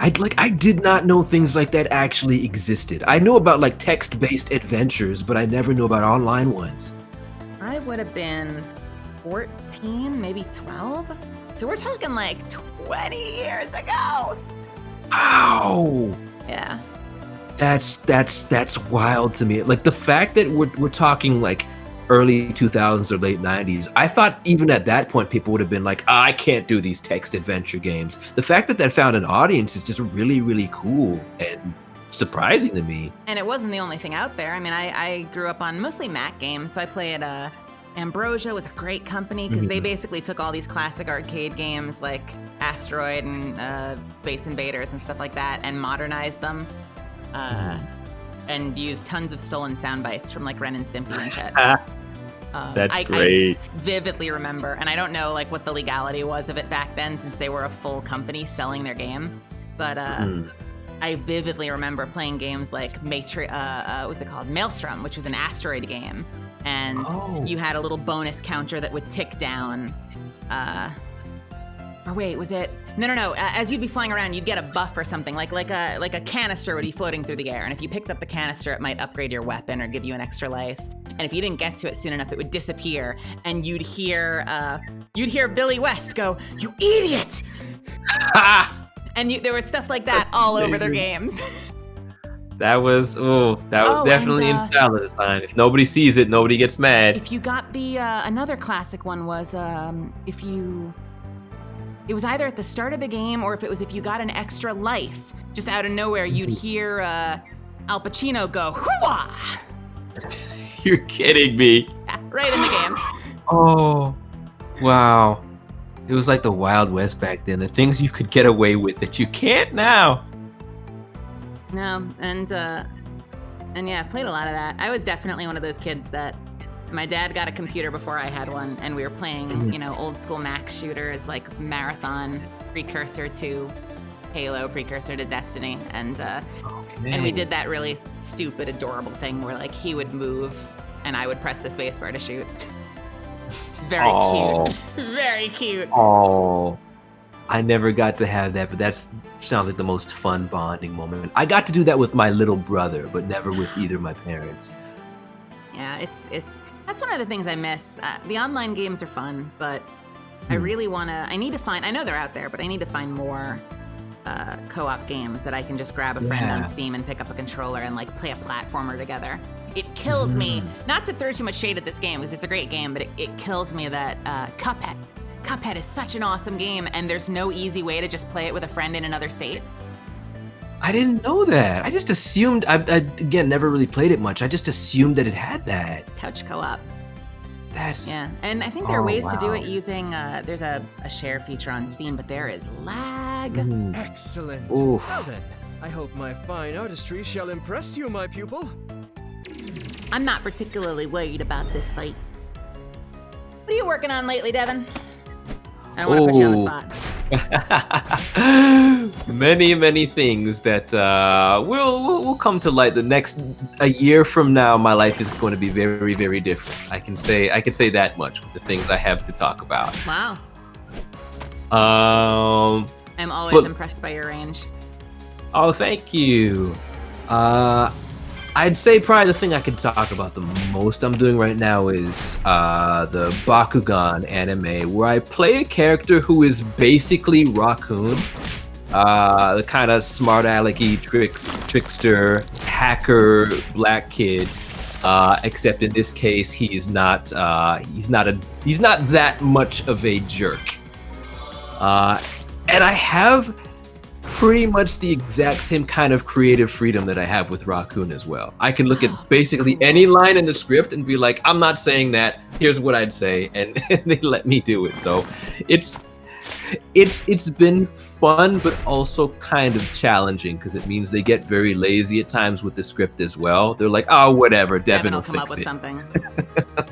Oh, that's so fascinating. Oh, that's so cool that they're letting you do that. I wonder sometimes, I don't have anything I can mention, but I've had a couple of experiences where I've been working on something where I've either been playing just like an LGBT character in general, or more specifically like a trans character, and I have noticed it's daunting, but I've definitely noticed a couple of experiences where, thankfully, they've been very willing to. Oops, I've been having these fights, and my camera is just. I feel so bad that my camera's just been up here instead of down here. I'm blocking. Oh, hello. That's the big. Not that button. I set up this whole thing so you could have the camera switch, and I forget that it exists. I'm so bad. That's handy. I gotta learn how to do that. I've worked with some directors who've been very, very kind to kind of just say like anything that seems like it's weird or something you might not say, or something that is unintentionally inappropriate, like let us know so we can change it. And I appreciate that, but it also freaks me out because I realize that everybody is different, and so I don't necessarily trust that my opinion of what's feels right or natural or authentic is going to be everybody's. I guess you just kind of know that going in.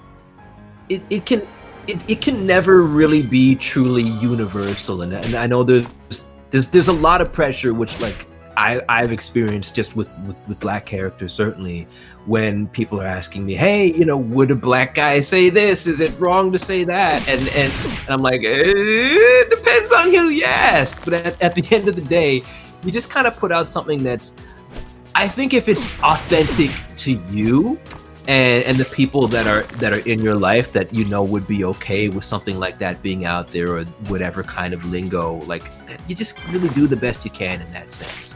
And it's great that they're even considering, which they weren't before, they're actually considering our opinions, and they're trying to cast us to make sure they do at least the best job that they can, and to try to be sensitive towards the issues that matter to all of us. So there's no easy solution, but at least people are trying to do the right thing now. And I appreciate it, even if it can be freaky to have that level of responsibility. Absolutely. It's better than them not asking and not caring. Oh man, and I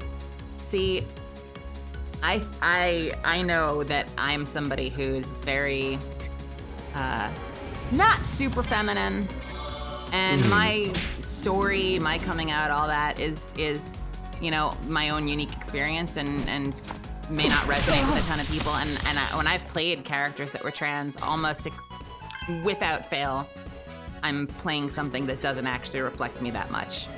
And then, you'll find moments that sort of resonate with your own journey and your own story, but, it's... So even while there are a lot of moments with Gamesoft that parallel with me and my life and my experiences, being written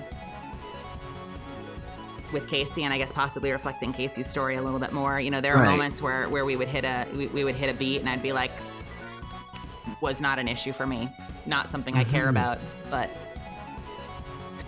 which it's acting.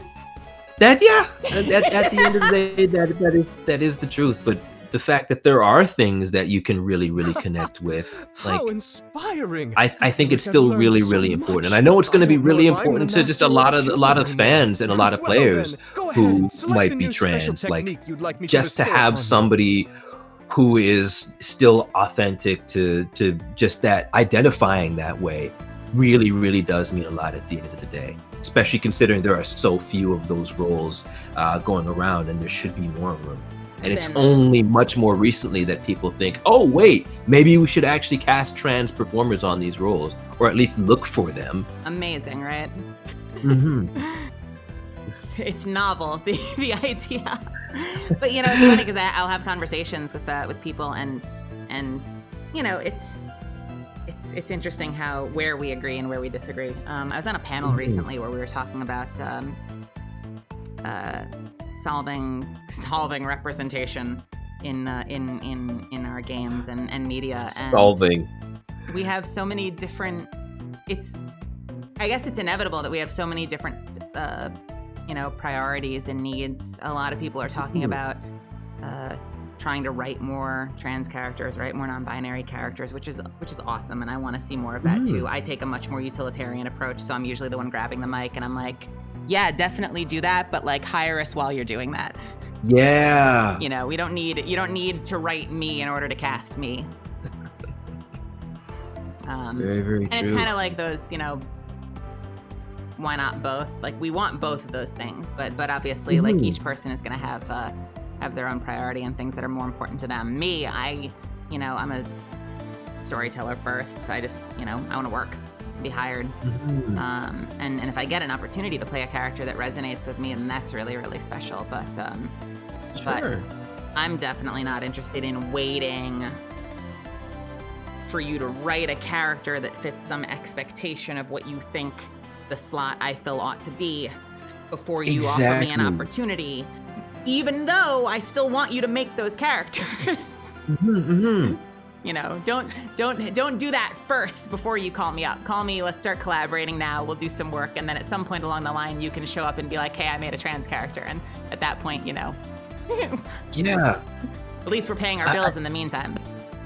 I'd say a big part of the problem that a lot of people don't recognize is like this whole thing of, oh, well, we have this diverse character, we cast an appropriately diverse performer, like what do you have to complain about? And it's a problem when there's only one.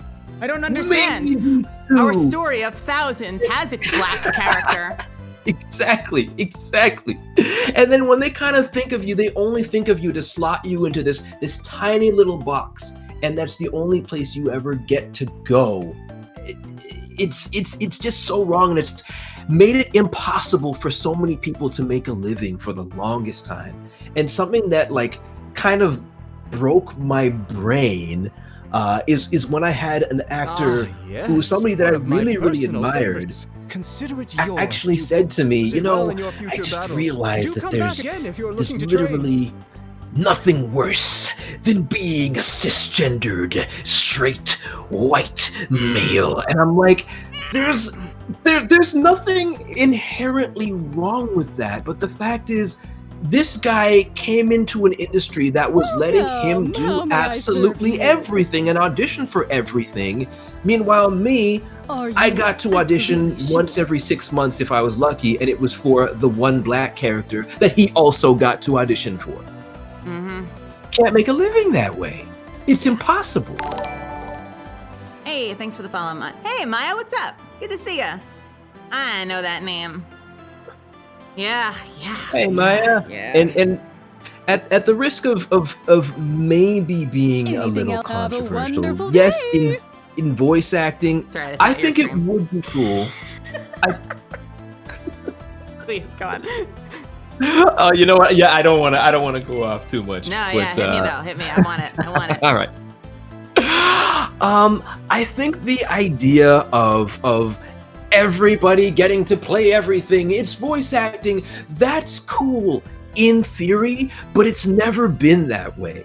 There have been so many people who have been held back because of what they look like or how they identify for so long that like we genuinely need to make sure, like, let's get these people represented, let's get these people experience, because for the longest time you were just blatantly ignored if you looked or identified a certain way. Yeah, or it needs to be something. If it's not, well, the character's POC, well, the character is trans, then it's like, well, it'll have to be an alien or a monster of some sort, or something that is like not the default. So yeah, I feel that. And something that I was having a chat with somebody earlier, and we were talking about the It sucks because there's this parallel with. Hey Maya, by the way, I'm hanging out with Devin Mack tonight. He's being very generous with his time and chilling with me while we play, which is, to the detriment of progress in the game, but I kind of think this is more interesting at the moment. I think Meli's being very generous with letting me say so many words. Even though our bodies are made to live long, those who were I don't want to distract me from you and the game, but yeah, carry on. We were talking about something with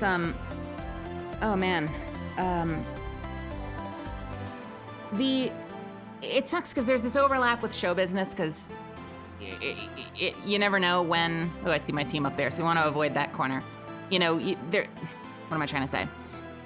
It's gonna be hard no matter what, and you never know when. Sometimes you might just not be the right voice for a character, and that's kind of just how show business works. But I push back sometimes when someone will say like, oh, so and so is the best in the business for a reason, or when someone is incredibly popular and so they're sort of blanket just oh, they're so good or they've got such amazing range. I sort of have to put an asterisk on the end of that because so much of that comes from having the opportunity to build that experience. Exactly. More people knowing your name, more people getting an idea of what your range is. And there'll be times now, thankfully, I'm in this place with my career. It took way longer than it should have to get there.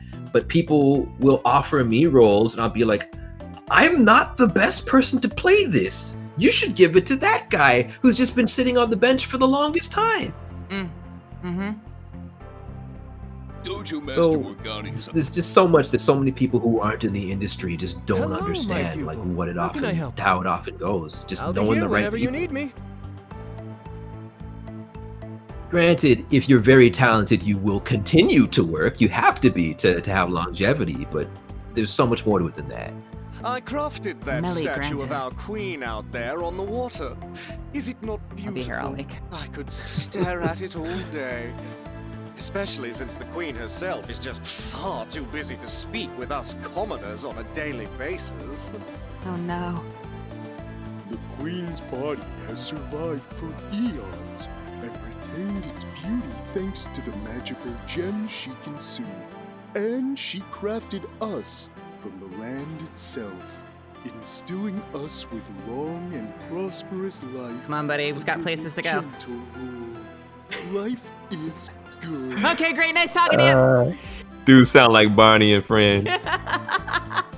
Life is good. Life is good. The famous. No disrespect to whoever voiced that, but it's the character very much like the Elcor delivery. Oh, yeah. Regretful. The hills that run. Confused. Optimistic. All right, let's see what the fan has There to you say. are. All right, let's get right to it. Oh, here we go. Where are we going? I want to know if we get to meet. Are we gonna meet the queen?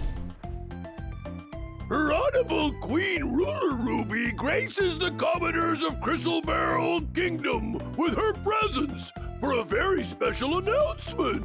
I love that voice. You are trying your best over there.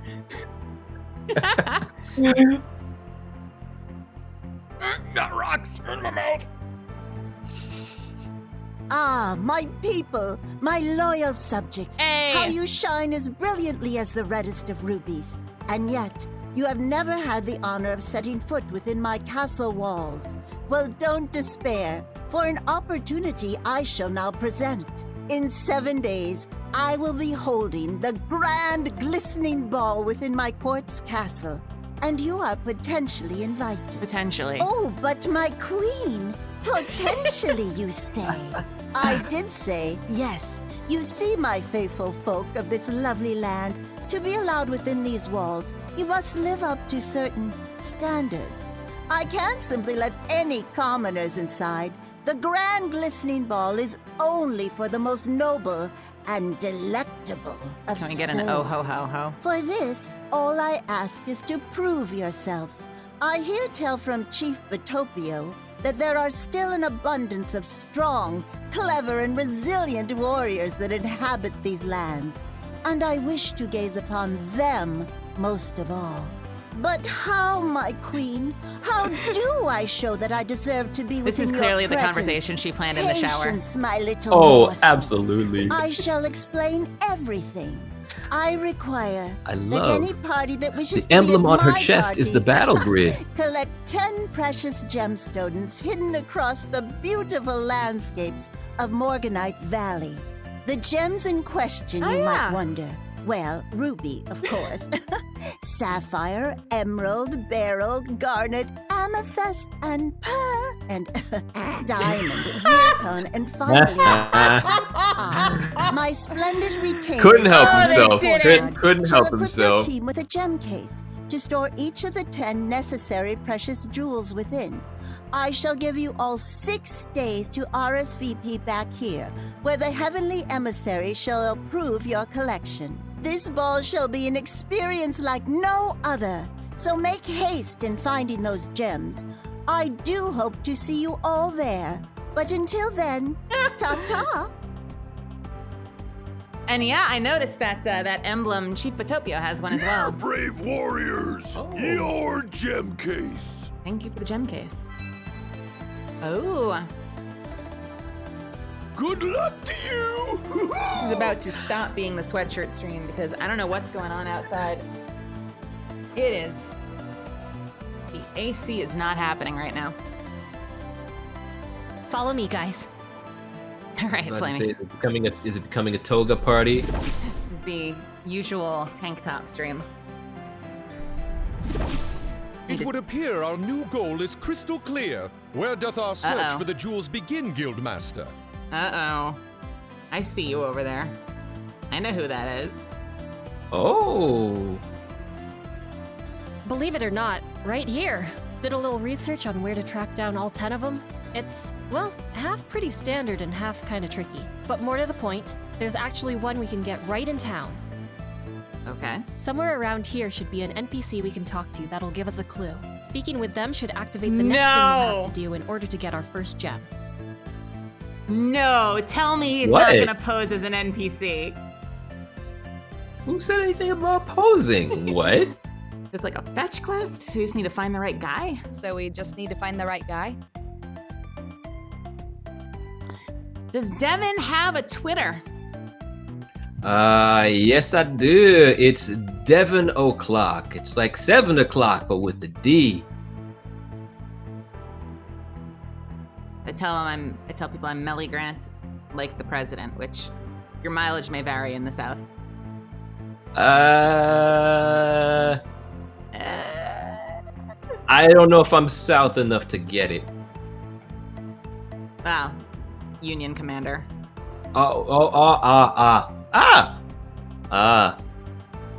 And then a president who I think had the record for resignations until potentially our last president. Probably gonna have more to it than that, but it's a start. Sounds complicated. Not enough. related to me, by the way. So I Right. say we split into groups. Good. Oh, that's very good to know. A wise choice, Squire. Perhaps more ground can be covered if we comb the kingdom in combinations. Sure, then let's spend the first part of this day on just finding the one here, before we start looking for the other 9. Sure, makes sense. And we'll do it together. Go team!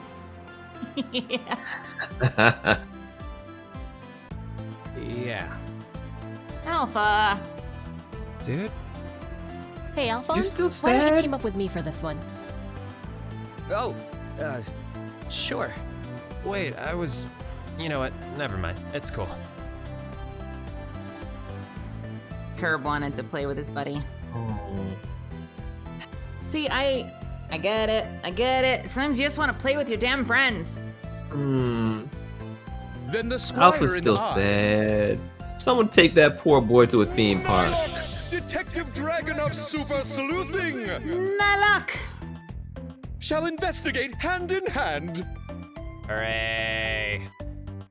Come, Squire! Whoosh!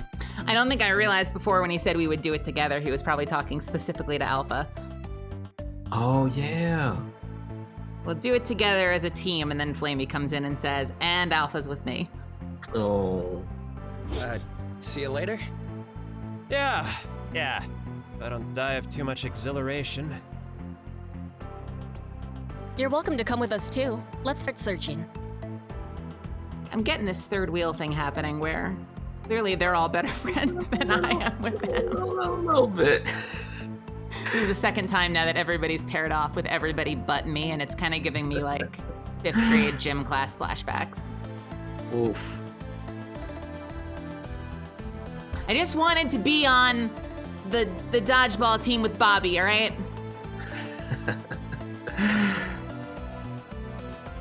Oh, whoa, where'd he go? Oh. He's a sneaky one. Yeah, we had a bird boy here, and bird boy is gone. All right, so we have to talk to the right person. And I thought it was gonna be bird boy, but bird boy is now missing. Over that way is the kingdom's graveyard. Even though our bodies are made to live long, those who were shattered in battle wind up buried as only memories. Thanks, that's kind of grim. Is it you? Well, we've already spoken to all of you, and I have a weird suspicion that you This guys isn't the probably time- don't say more than one thing. I may eat those words in a sec, but let's see if anyone here is not. See if is anyone new. here will make you eat those words. Oh, nothing to sell. No, not today, travelers. However, granite has many uses, don't you know? Oh? Oh, he was in the web series. Sell? That's out of the ordinary. Was he? Yes. Remember when Flame Girl goes to that carnival with Saturn, Diva, and Whitey? And there's the spam guy who keeps trying to sell these games that are broken? Was that what he's based on? The guy that it's all scam games, yeah. Yeah. That's him. He had the exact same name. Didn't realize that. And then was that explains the voice Guido. actually. And then when you beat him, the shawl or the poncho gets dispatched, right? Mm-hmm. I think so, yeah. I think we found our guy. Oh, I wanna go Now, back and find granite, him now. I didn't where do we realize that. find it and what use is it to us? Lots of crystals all over the place. But if I remember my 8th grade science class, a lot of gems are made from granite, I think. And there's one place around here that might have something less fancy than crystals. I say we give the graveyard a little visit. Sure. But nothing to sell. Oh well. Great, let's go dig some graves. All right, team. Now for a command I never thought in my entire life I'd ever have to give. Let's go grave robbing. No. Rose tries not to remember any gym classes. Thanks so much for hanging out with us tonight, Maya, by the way. I think this is the first time I've seen you on stream with me. Yes, ma'am. Check every one of them. Let me know if you find anything. Yeah, I know where I'm going first. Okay, or I won't because it's just moving for me. What's this guy about? Good day, traveler! Hidden within one of the gravestones is a special piece of granite. If you fetch one, do bring it to me, and I shall craft it into a beautiful zircon gem. Oh, no! That's, Brendan. Brendan Yeah. Flavor. Oh, you are being an NPC. We wouldn't be this stupid, surely. Surely, right? Oh, well, that settles that then. Let's keep looking. Should turn up eventually. No, Seems Alpha. legit to me. Seems legit. What are we fighting right now? The tombs? The tombs. Oh. All right, well, let's do my thing. So we get the little friendly roach out. What I want to know is if this hits for what, 4 usually? 4 to 7. 5. Cool, I'm just wrong about everything. And now let's do Sinister Jinx. What? Huh? It did place something. I guess that was a trap. All right, now let's play Sinister Jinx. Does it hit for more than 5? 6. Sure. I'll take it. Okay.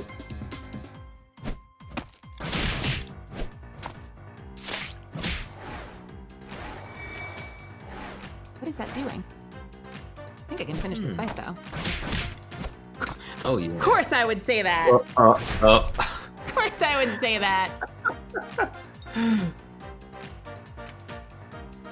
Oh, they have eyes on the back of them. I never saw that before. I feel like I'm hearing a theme that would fit in an Ace Attorney game. Oh, yeah. Kilgrave flashbacks. Kilgrave. Is that an Ace Why? Attorney Because character? I'm killing the grave. Oh, I feel like this is a play on words. But Kilgrave from Jessica Jones. By the way, arguably, easily the scariest character in the Marvel universe. At least the MCU and the Netflix universe. Honestly, one of the scariest characters I think I've ever seen in a television show, though. Oh, Tenet was so good, and I didn't even finish the series. I can't remember why. I got distracted with something, but no, that makes me want to go back and rewatch now. It's worth watching, and what really did it for me was the immediacy of the way his power works. I think is what made it terrifying to me. That it wasn't some kind of cliche like you're being hypnotized kind of a thing. Like the fact that he could just say something, throw that coffee in your face, and as a viewer, before I could process what had just been said on screen, it was happening. And so the fact that I felt like I was constantly like thrown off and playing catch up made it even scarier. Yup. Oh man. Yeah. Oh, sweet. Did you just fight one of those? I know what I'm doing later today or tomorrow. I didn't get anything for beating it, but it looks like you got the right thing we need. Season 1's good. Season 2 is interesting, and I thought Season 3 was also pretty damn good. Season 1 is where I was at when when I stopped. So I definitely want to at least finish Season 1. No, don't you! No, One of the gravestones is a Raven. special piece of He's granite. saying it You again fetch because one, he's posing as an and I NPC, shall you craft piece it of into a crap. beautiful zircon gem. Oh, this kills me. This is great, though. It's killing me. Thank you, mysterious bird person. There you go. No. Is he gonna drop character? Thank you, generous traveler. Now, please stay patiently right here while I fly to my smithy to create the zircon. You piece of shit. I wonder if it was like a literal copy paste of the line that he said the first time, or if he's just actually speaks it again live but slightly differently. I'm curious if Chris recorded it twice. Oh, I'm interested too. I'll have to ask him. It would make sense if it were 2 different recordings, right? Yeah. Or we found the granite piece and I give it to the NPC. He He'll be right did back say with the first NPC. It's possible that in universe we could say that Raven Freak recorded the line and then plays it back. That is possible. I'm sorry. I should say, because I realize that could be a tiny spoiler for people that are watching. I know the character from the series. If you're playing this game for the first time, you might be mistaken for the character being an NPC. So that's very clever. It's just infuriating when you already know who that is. Biggest complaint was that no one believes that Kilgrave could really be mind controlling people in the same city that was attacked by aliens like a few months before that. That's a decent point.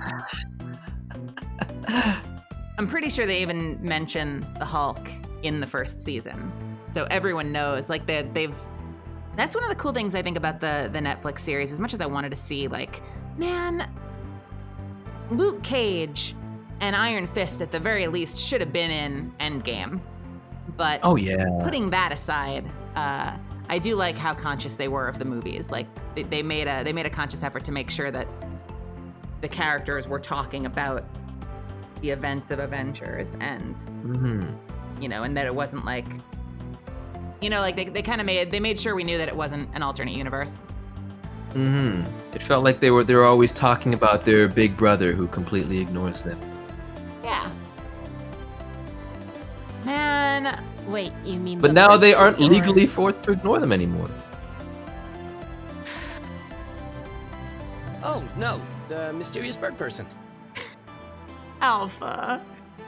Oh, and you know what kills me? This is right on top of the Nylock incident. Come to think of it, are you like interrupting the cutscene somehow? Alpha. Oh. No. Oh Baby boy. boy.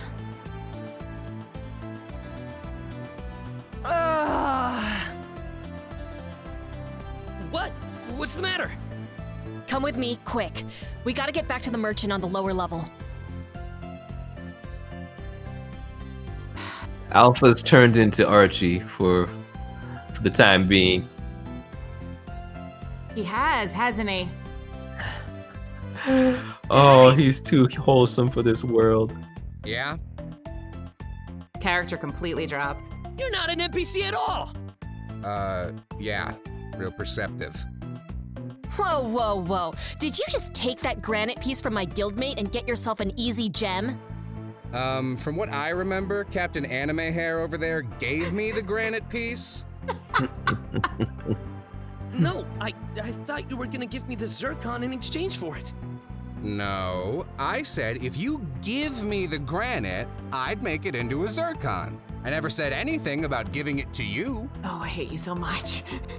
But you had green text. I thought you were an NPC. Oh, you know what? That didn't even occur to me, that the text would be part of it. Oh, that's clever. So he's doing a little, like up caret, capital G in front of each of his lines. Mm-hmm. Sounds like you need to get your memory and your eyes checked. I'm gonna go now.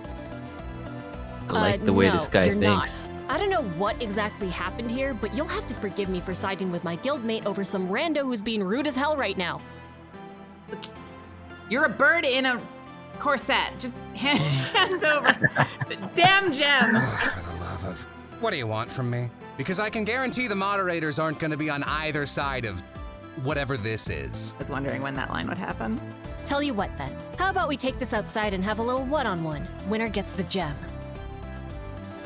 I could wreck all of you saps solo. Wanna bet? Fine, all three of us versus you. Unless you're more chicken than raven. Oh, wow. I ache for how many brain cells you wasted coming up with that one, honey. I liked it. I liked it. He's not worth it. Bring it on. No, bring it on. Bring it on. I second that. What do you say? I feel like he's not gonna fight us. Remind me again why I should have to bet anything just because your stooge messed up. I appreciate that response, actually, because so far, every single time we've had a moment like that, it's like, yeah, we will fight for the gem when no one had to do that. Or the gem, the whatever. He's a smart guy. Fine. I bet that if we lose, No! I'll get you another gem. Wait, what? You don't need another gem. So generous. Well then, I'll see all you lovely people on the outskirts. Oh, we do actually be quick do need a about number it. of gems. Oh, Alpha. I'm sorry. Alpha. Oh, he's sad again. No, it's okay. We're gonna be just fine. I've got a plan. Come here for a sec. We've got a secret weapon that'll take that guy out in one hit. Oh? Wait, what secret weapon? I'm making an executive decision with the prize we got from yesterday. Oh. We're making a team attack. And we're making the team attack, so that's appropriate. Uh-oh.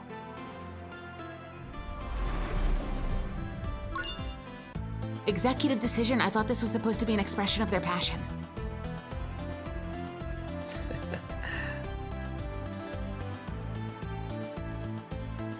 Okay, can I just say, move I fear one, most. Vulcan Rocket is an awesome name, and two, did you really just use the Orb of Unity with me?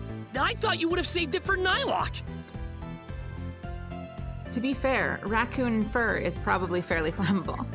I understand the fear and hesitation. Yeah. I took a look at that guy's profile just now and saw he was a natural element. With a beefed up infernal technique from both of us combined, he won't stand a chance.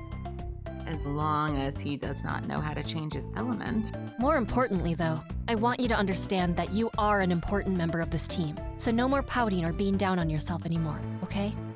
Hey, good on you, Flamey. I support this. Being so good at the leader thing. I love that. You know, when I played, Zuffins has heard this, when I played Mass Effect 2 and we got to the suicide mission, we needed have you played that game? No, always assume I haven't played a video game, but carry on. I do know a little bit about it. All right, Devin. The suicide mission has a moment where you have to walk through a swarm of basically like flesh-eating locusts. And you need one of your psionics to hold up a bubble to protect everyone from getting devoured long enough to get through this channel together. And I looked around at my team and I looked at Jack. And I thought she has lacked all confidence in herself. She has struggled to find friends, struggled to find meaning, and she, out of everyone in the team, I felt like she needed an opportunity to prove to herself that she had value and that she was a valuable, necessary part of our team. And so I gave her the responsibility of holding up the shield and literally protecting everybody's lives. Oh. And I was so let down when the game did not reward that decision with any unique story moments. No. Although I don't think I encountered it. I might have picked the wrong conversation points, but I think she does mention something like that in the third game. I remember coming to the end of that in the second game and being like, what? No character growth? This should have been a pivotal moment for her. Yeah. Kill me. I'm glad you tried, and she delivered. All that is to say, I appreciate this decision on Flamey's part, because I do think Alpha probably needs this. Yeah, shows a lot of maturity. And look at those eyes. He looks so happy. See, he's so happy. You gotta give him a scratch under the chin. He's like just such a good boy. Okay, thanks a lot. We got us a goose to cook. Let's not be late. The telepillar should take us to the right spot. Will it work? I don't know. Let's find out together. I keep expecting there to be a staircase on this side because there are stairs on the other side. Yeah, that kind of messes with me too. You can't walk off the side either.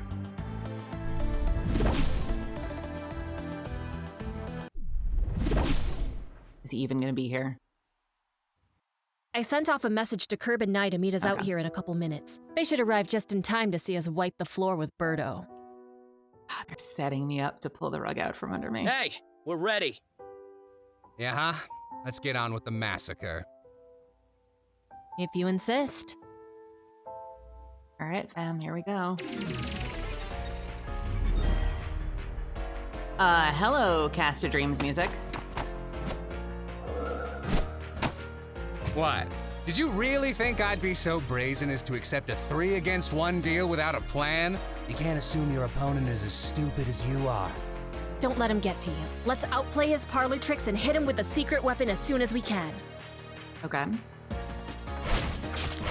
I gotta duck out after this, so send me home with a win. Let's go. Okay, my dear. Oh, no. All right, so, I mean, first thing we have to do is we have to hack this. Sure. Please don't be Frogger. Oh, no. Okay, cool, great. Nice. I don't know what it did. There's still 4 of him. But let's see. He is natural. Raven Freak, Revan Freak, Ribbon Freak, and Robin Fritz. That's fantastic. German one. All right, let's do, oh no, let's do Campfire. We need them heals. And if they're natural, let's just start. I need mana. I want to do fire, but I need mana. Oh, actually, you know what? No, we're gonna use a lunchbox. Let's reset this fight.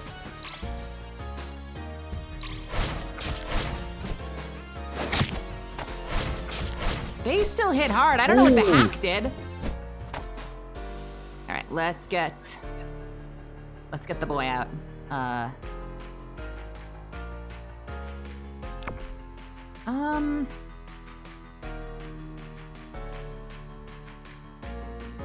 Yeah, let's target the main one. That just seems like it makes sense. Sure. Hey! I know how this fight works, so I'm not spoiling it. Okay, loving that. Okay, great. You're doing great. You're doing great. Happy to hear. Let's do a. We'll do a self heal. I don't want to, but.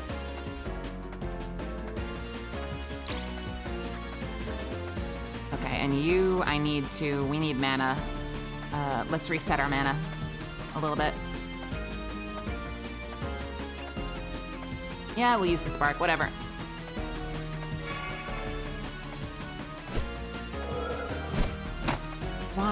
Why? And they immediately get a turn. What I don't know is what the hack does. What does it say? Illegal access to targeting system detected. Not sure. But.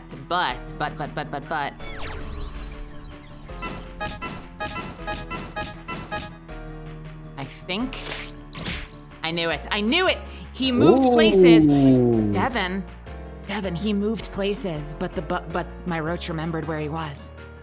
He remembered the target. Very lucky. I didn't know if it would work like that, or maybe the roach was random.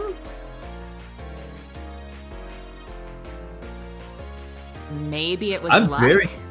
I'm curious to know if it's random or if he remembered. If he remembered, that's awesome. Enter the party. I missed out on my turn. Cool, let's hit him with, what is this? Yeah, let's do it. Do I need to know anything about this? No, let's just do it.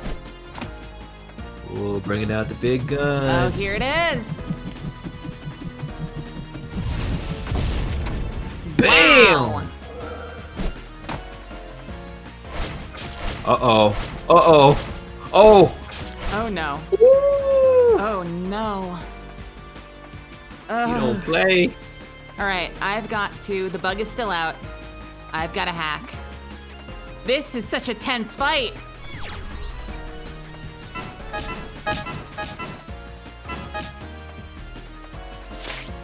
Yes! Oh, it does remember that. Oh, no, that's not fair. That is not fair. I might want to redo that. Bravo, morons. Truly. Well, I suppose I'll take my leave, Zircon in hand. I'll be expecting my promised extra gem of your choosing to be given to me before the week's up.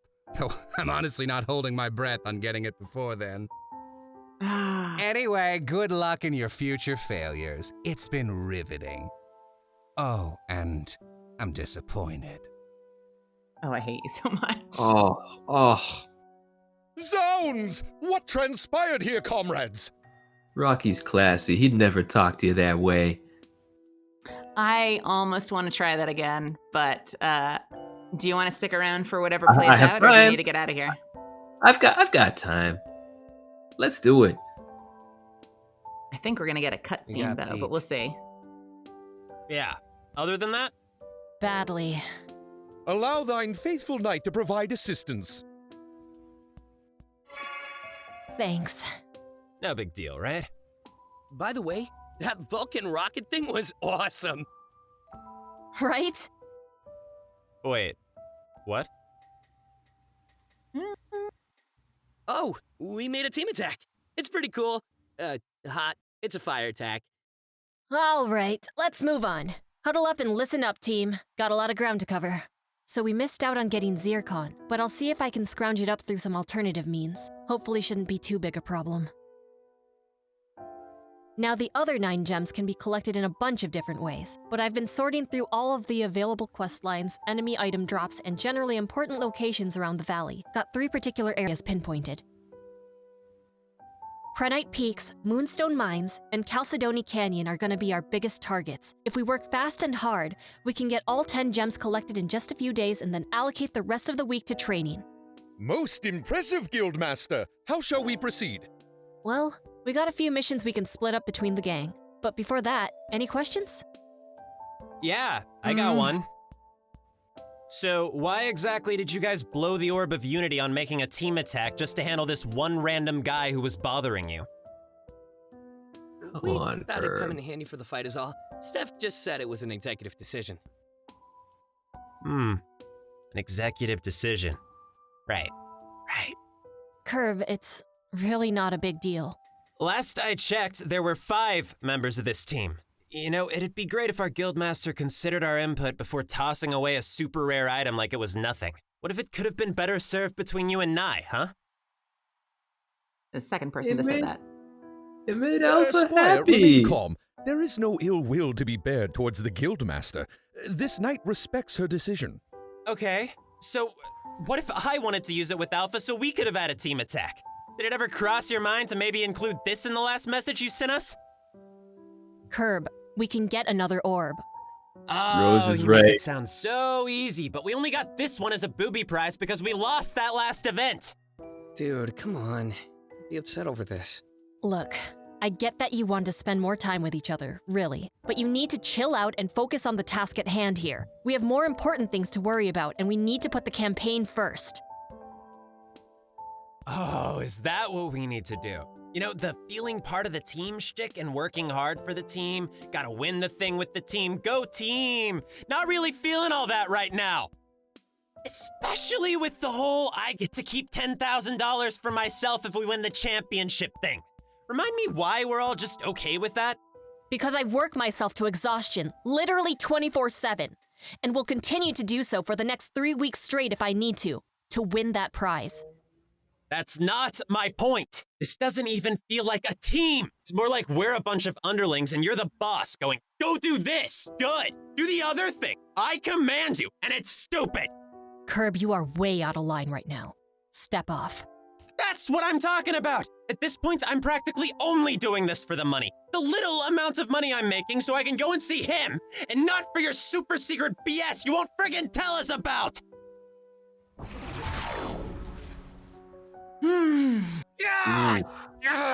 Good. Great. Awesome. That's my cue, ladies and gentlemen. Wait, don't go! Hold on a minute, I'm sorry! Congratulations. You got me doing the stupid ... dots now. Please, I promise we can sort this out. Just don't quit the team. Squire, this knight beseeches thee as well. Do not forget that thou can better achieve thine goal if we still remain together. Fine. I'm not quitting. But call me back when you're ready to stop being a boss and be a leader instead.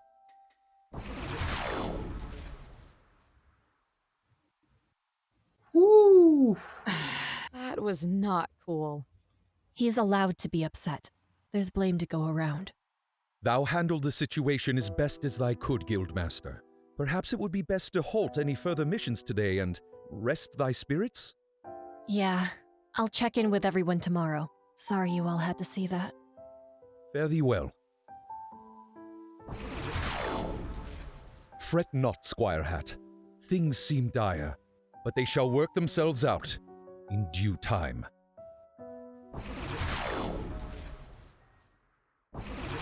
I knew that I was gonna log out.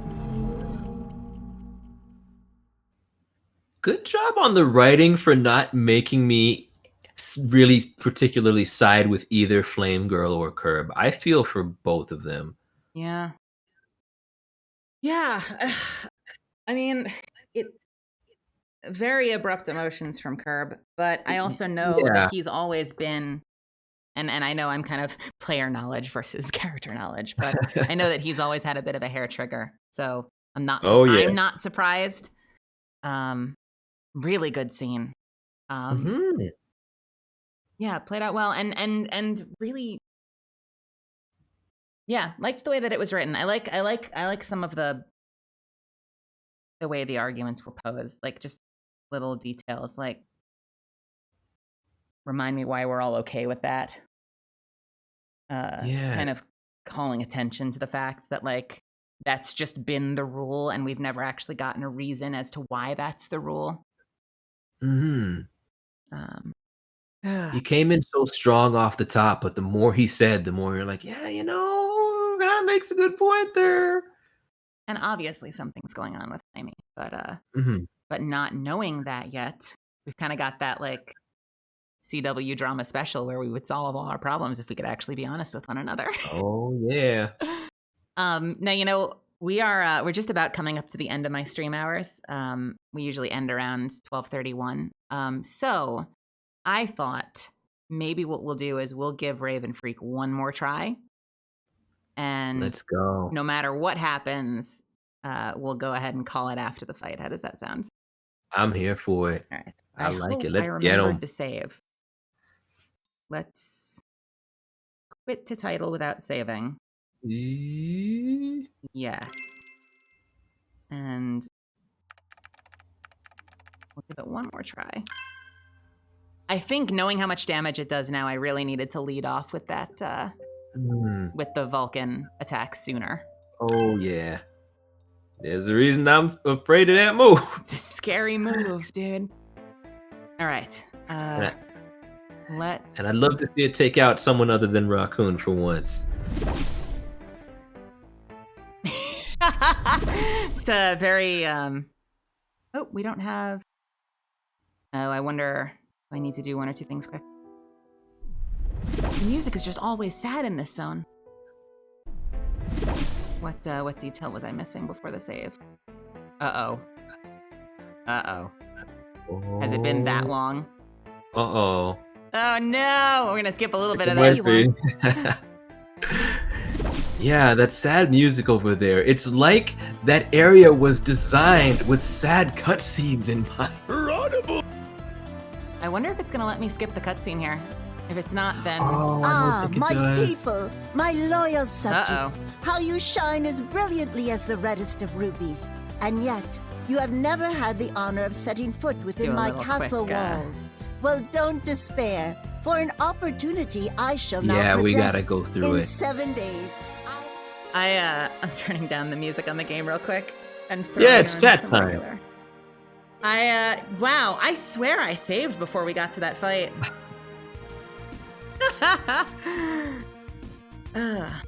This has been a lot of fun hanging out with you tonight. I really appreciate you stopping by. Likewise. I might throw myself through it really fast anyway. You certainly don't need to stick around through the cutscene, but you're welcome to. I'm hanging around until that battle. Why not? Since you're so close to the end of your stream time anyways. This has been great. This is I know that I'm probably making less progress than like every other person streaming this game, but it's been a lot of fun going through this, and I'm savoring it.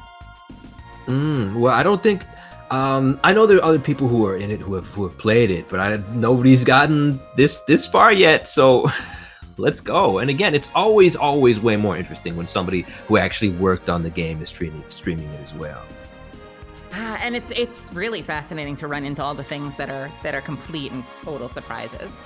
Yeah. Because even honestly, we go queue by queue when we record, and so I'll often get, I mean, Devin, you know this, but for anyone listening, we'll usually get a little bit of context. I might know the lead in line, so I know what I'm responding to, or I might get a little bit of a breakdown of the context of what's happening in the scene. But honestly, some of the scenes that the few moments we've had with Gamesoft, I've been still taken aback by what's actually happening, because it's one thing to sort of know, oh, you're arguing over a Shadow Beast statue and they just did something to it, and it's a completely different animal to actually see it play out as a final product. And stuff like this is so radically different from the anime world, because there, you get to see all the visuals and all the expressions, what everything and everyone looks like, and then you see something like this, and you're like, oh, that's what that is. Okay. Yeah. So much of it is a surprise. I know that, when we're at our best, we should, as Crispin Freeman say that I think Stanislavski said, we should love the art in ourself. not ourselves in the art, but you know, sometimes when you're working with a drawing or a simple breakdown, it's really cool to see it come together. Oh yeah. Oh yeah. My goodness, there's a character that I started playing almost 15 months ago, and I didn't know what he looked like until like 2 weeks ago. It's so wild how this stuff can be sometimes, though. And you know, sometimes you don't even know. There are things that I recorded, man, over a year ago at this point, which I don't know, for you might be a drop in the bucket, but I have no idea when they're gonna come out. No clue.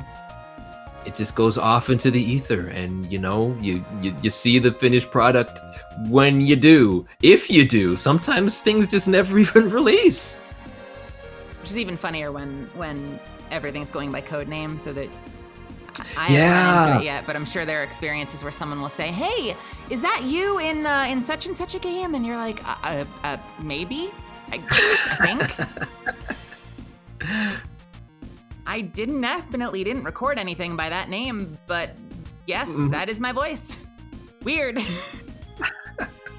I just let the same damn thing happen to me. Where I go jumping in and it just teleported me back because of whatever that trap was. You activated the trap card of some kind, apparently.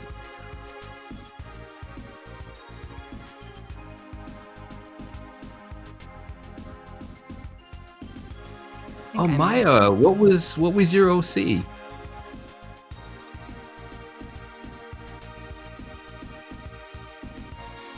Oh, I like if I mess up the curse, I get to try again. Waste a turn, but still.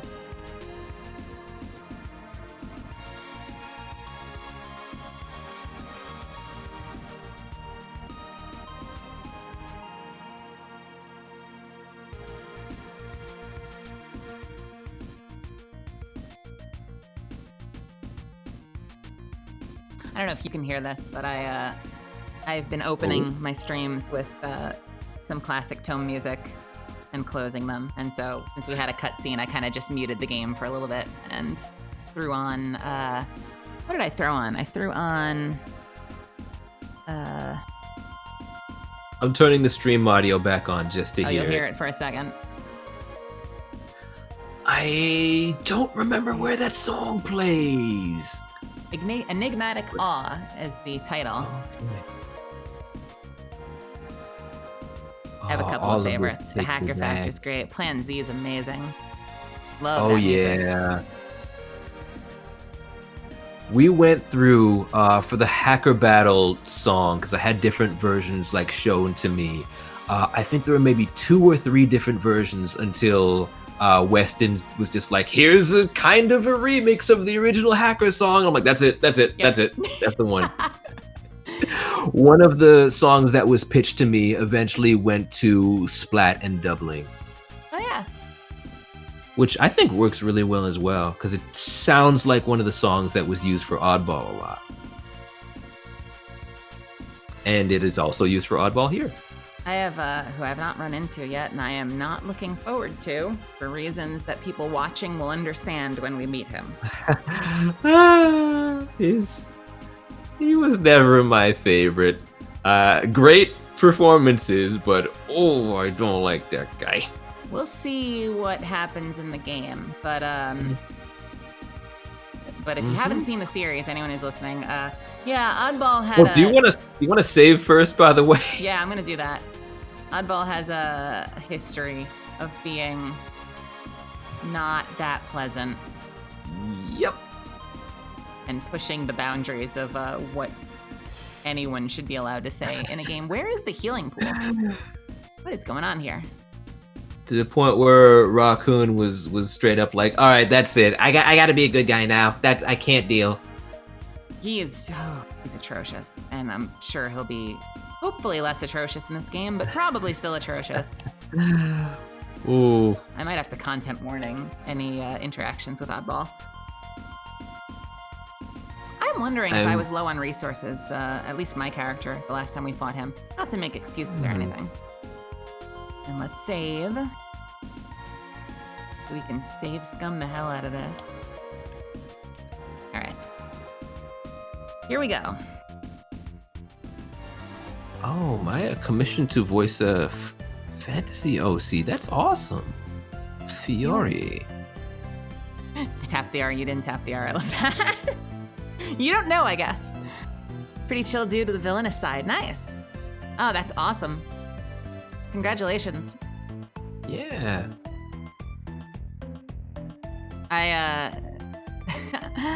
Nothing came of it, and most likely they were not interested in hassling me to help them with a school project. But there's an artist I follow who has an OC that they wanted to animate and put a voice to for a school project.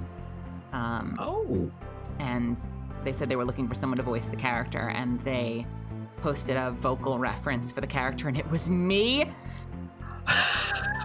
What? Specifically me as So Demaria you asked, Yesta from Fairy hey, Tale. can you sound like this? And it was, yeah, my voice. Wow. Force a black cloud, more like a thunderstorm of death. And so I didn't do the school project, but for fun, I wrote and recorded a little monologue as that character, just as kind of like a fun little impromptu gift, and they seemed really interested or That's really cool. excited about it. That is weird though, seeing a vocal reference go out and have it be your damn voice. Oh yeah. That's honestly that's the top level to a lot of people. Yeah, I right? haven't gotten there yet. Good on you. I don't know how much that counts, at least in the grand scheme of things, but it was very, very flattering. All right, here we go. Wish me I luck, sent off a guys. message to Curb and Nye to meet us out here in a couple minutes. They should arrive just in time to see us wipe the floor with Birdo. I'm really worried about this because he gets those early attacks in. Hey, we're ready. Yeah. Let's get on with the massacre. If you insist. Do you even want to summon the roach again? Because the start roach with is the gonna. roach. Ooh, but the roach screwed you over last time.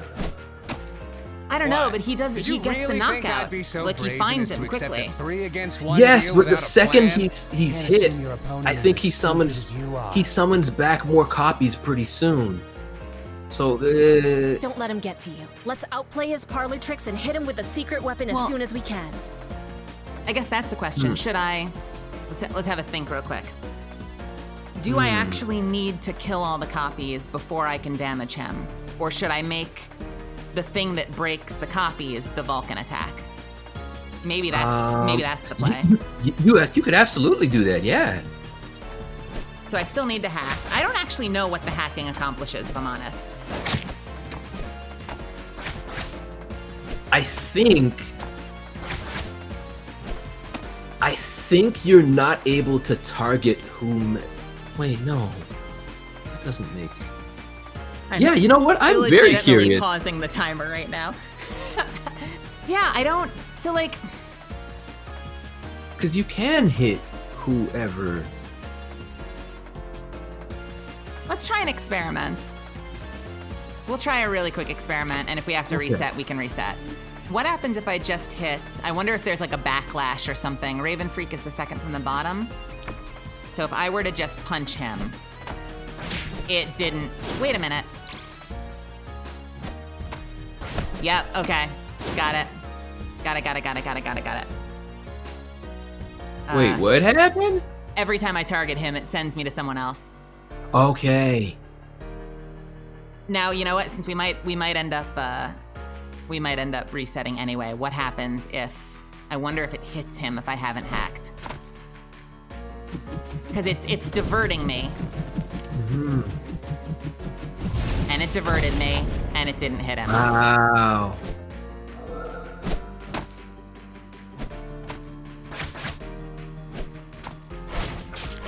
All right, so let's do something real quick. Hold, please. We're Your gonna. call is important to us. Please stay on the line as I force quit the game because I know that when I lose, it's gonna put me through a very long cutscene. You hear it glitch out. This is not a test. This is intentional.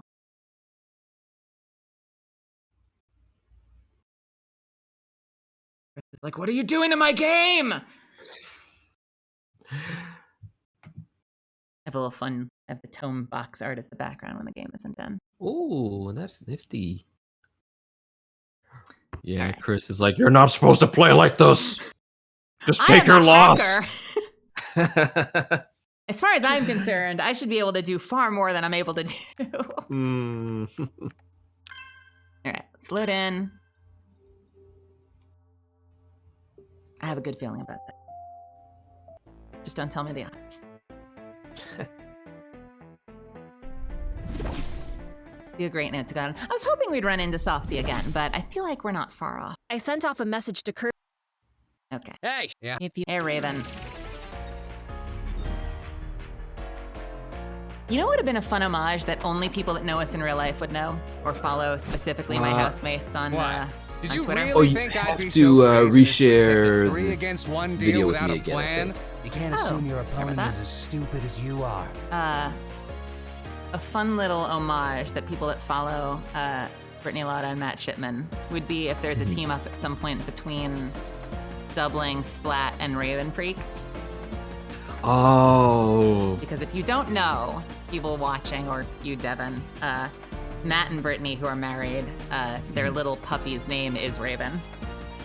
Oh, I did not know that. That's cute. All right, I'm streaming. Can you see that? Yes, I can. Don't let him get to you.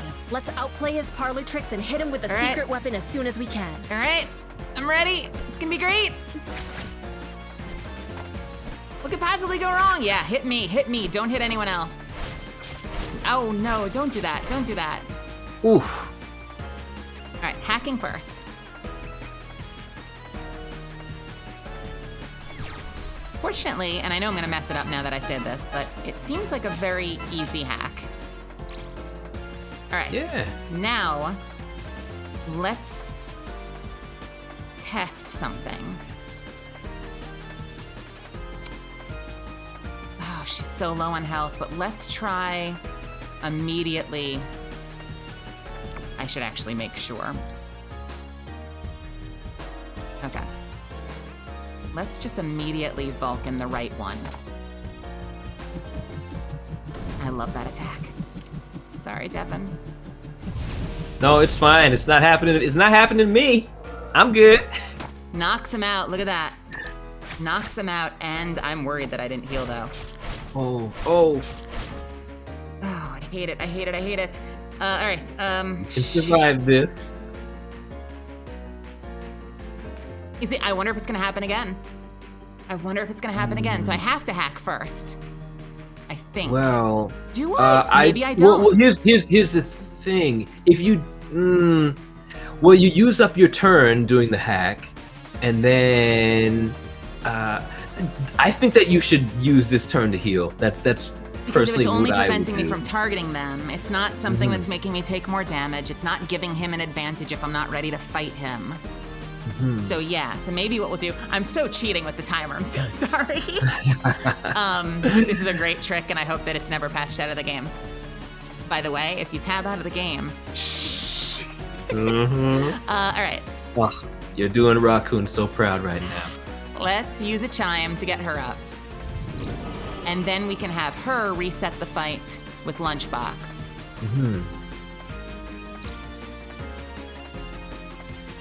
And he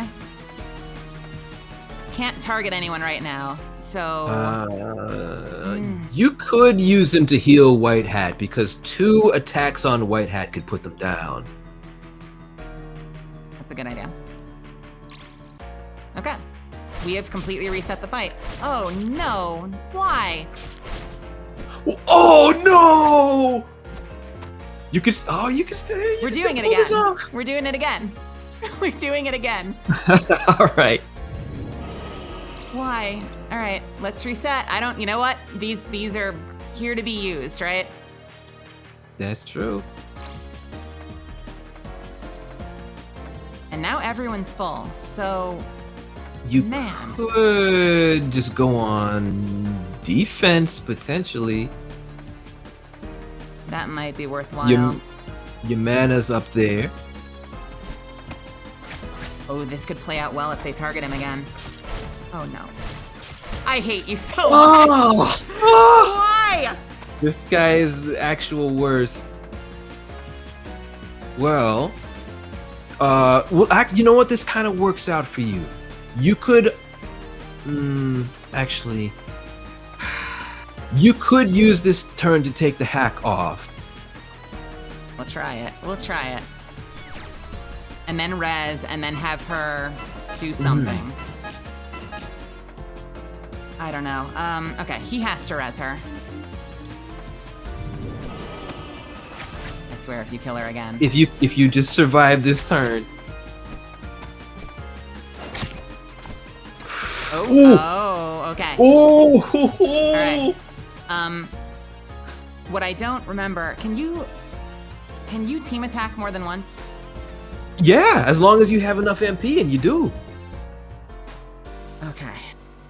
And we do. So let's make sure we know who we're going for first. Second from the top. I was helpful. I feel so proud. You are a lifesaver right now. Just give me a sec to kind of get my thoughts together. I know I was okay. Item. We got. I want to make sure that Flamey is healed just in case. So let's.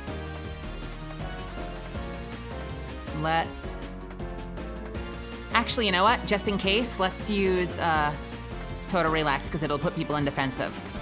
Okay. Okay. And can we? Oh, baby. Please? That's the right one, right? Oh, I hope so. Yeah! Hey! All right! Oh, that was a hard fight. Get wrecked. And I know that the outcome is going to be exactly the same. Oh, yeah, you can't write a cutscene like that and not have it be automatic. You're but right. at least You get there to the will be some cutscene and Carv's happy like, moments. oh, but you beat that one raven. It's great. Let's go get pizza. Well, so we've already been here before. I will play through it again. So, well, let's see if anything brand new happens. There. Now hand it over. Kinda need to revive me first. Look at that Peter Griffin eye. I don't curse that much in the stream, but this piece of crap. No, he deserves it. This mother trucker is not gonna give us a damn thing. Oh, I hate him so much. So long, chumps! I hate you so much! Kidding. Oh. Here you go. Sorry about the whole, mix-up. Really? Okay, he's playing nice guy with his fedora. Yeah, mix up. That's what we're gonna call it. I am shocked. I am shocked that he actually gave it to us. It would be very much like him to just bolt. Now that I fell for it the first time I saw this, would too. you and your guild be interested in joining me for this competition? I feel as though you'd all be great assets. Yeah. You're speaking to a guild master for the record, and me and my team aren't your or anyone else's assets. Thanks, and goodbye. Nice. Thank you, Flamey. Took the words right out of my mouth. Okay. No harm, no foul. Get it? Oh, now he's making bird jokes. Don't be a nice guy now. Get out of here. Go away.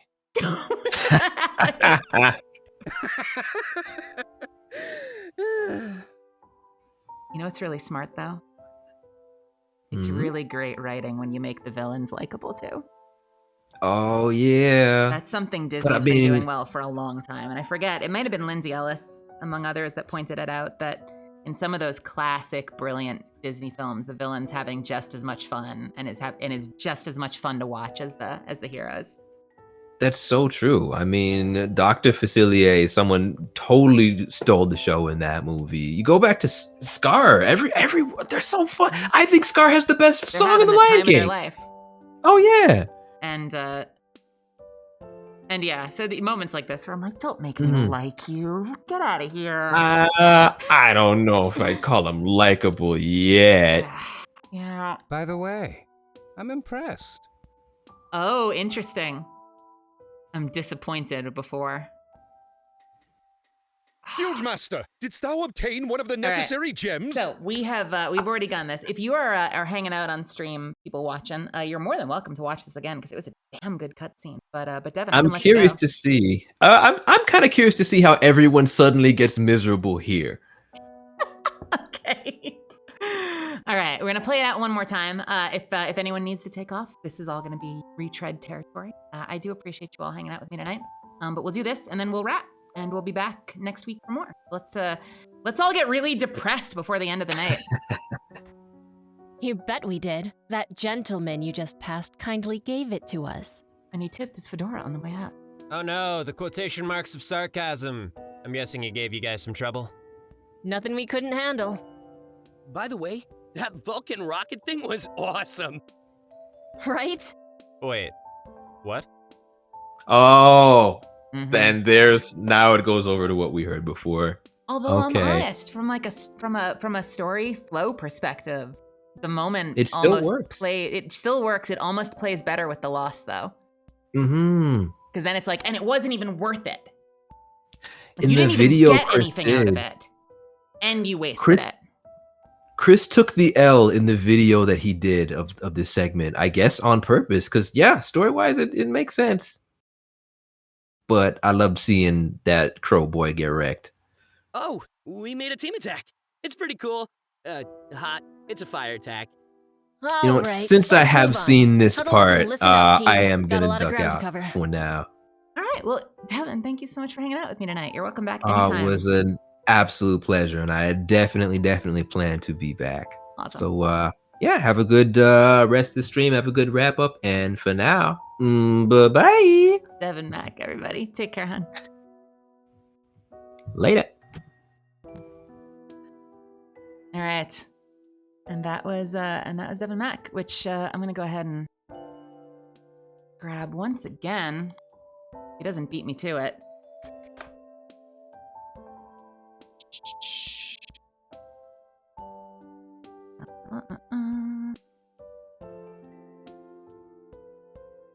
Feel free to follow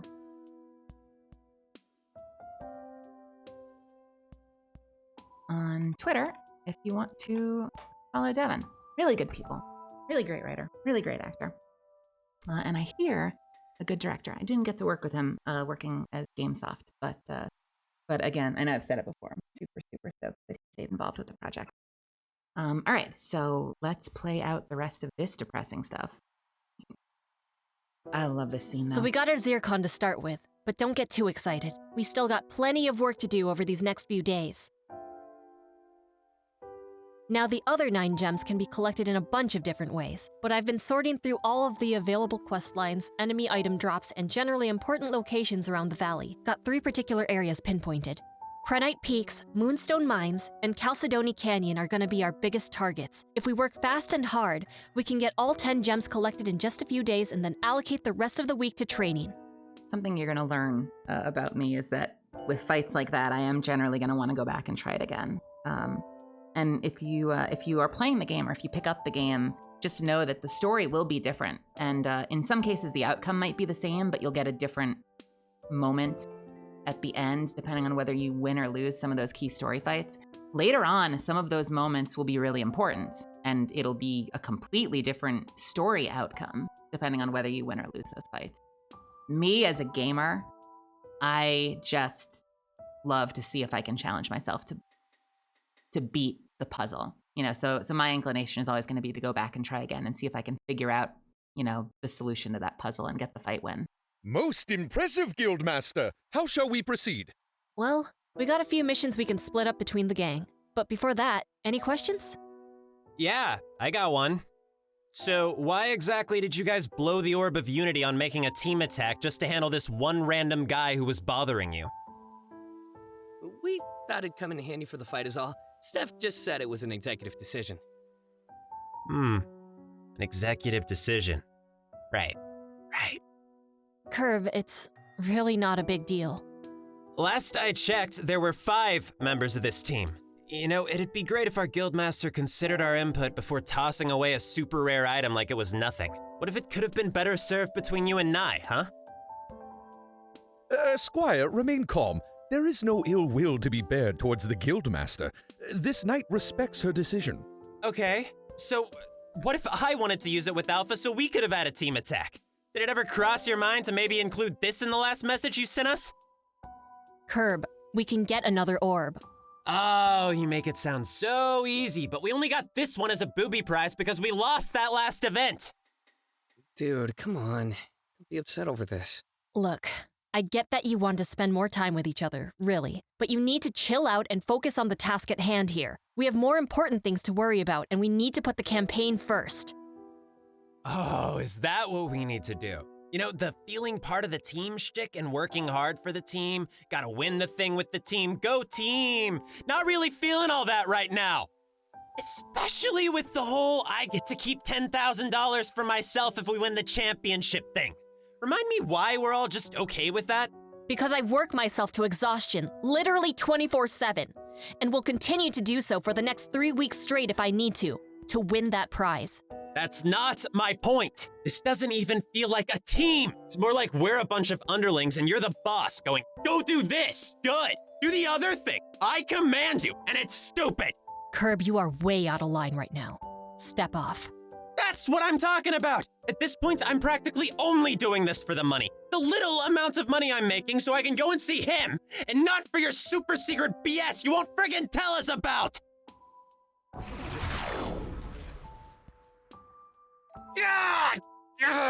Good. Great. Awesome. That's my cue, ladies and gentlemen. Wait, don't go! Hold on a minute, I'm sorry! Congratulations. You got me doing the stupid ... dots now. Please. I promise we can sort this out. Just don't quit the team. Squire, this knight beseeches thee as well. Do not forget that thou can better achieve thine goal if we still remain together.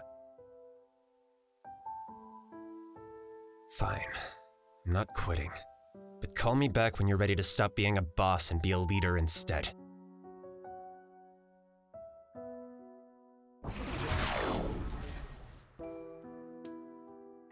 Try the other one. Are you alright? I'll be okay. I'll give everyone a few days to get some space. Thou handled the situation as best as thy could, Guildmaster. Perhaps it would be best to halt any further missions today and rest thy spirits? Yeah, I'll check in with everyone tomorrow. Sorry you all had to see that. Fare thee well. Fret not, Squire Hat. Things seem dire, but they shall work themselves out in due time. Squire Hat.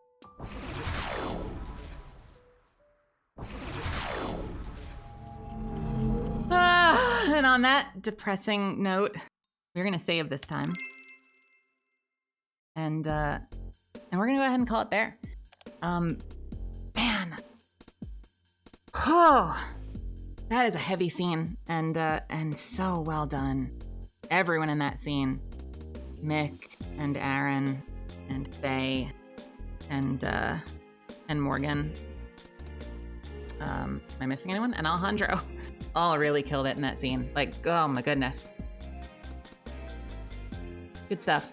I really appreciate you guys hanging out with me tonight and playing the game and watching the game and hanging out with me and Devin and chatting and generally, you know, decompressing from the end of what for some of us, for me definitely, is a long week.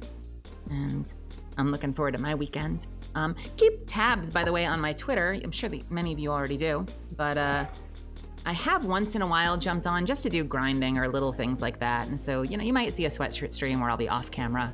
Can't guarantee it, but I do it sometimes over the weekend. But yeah, but we'll be back here next week, Friday, sometime between 8:30 and 9 p.m. We'll give it another go, and I will see you soon. Thanks for hanging out with me again. Have a great night. Bye.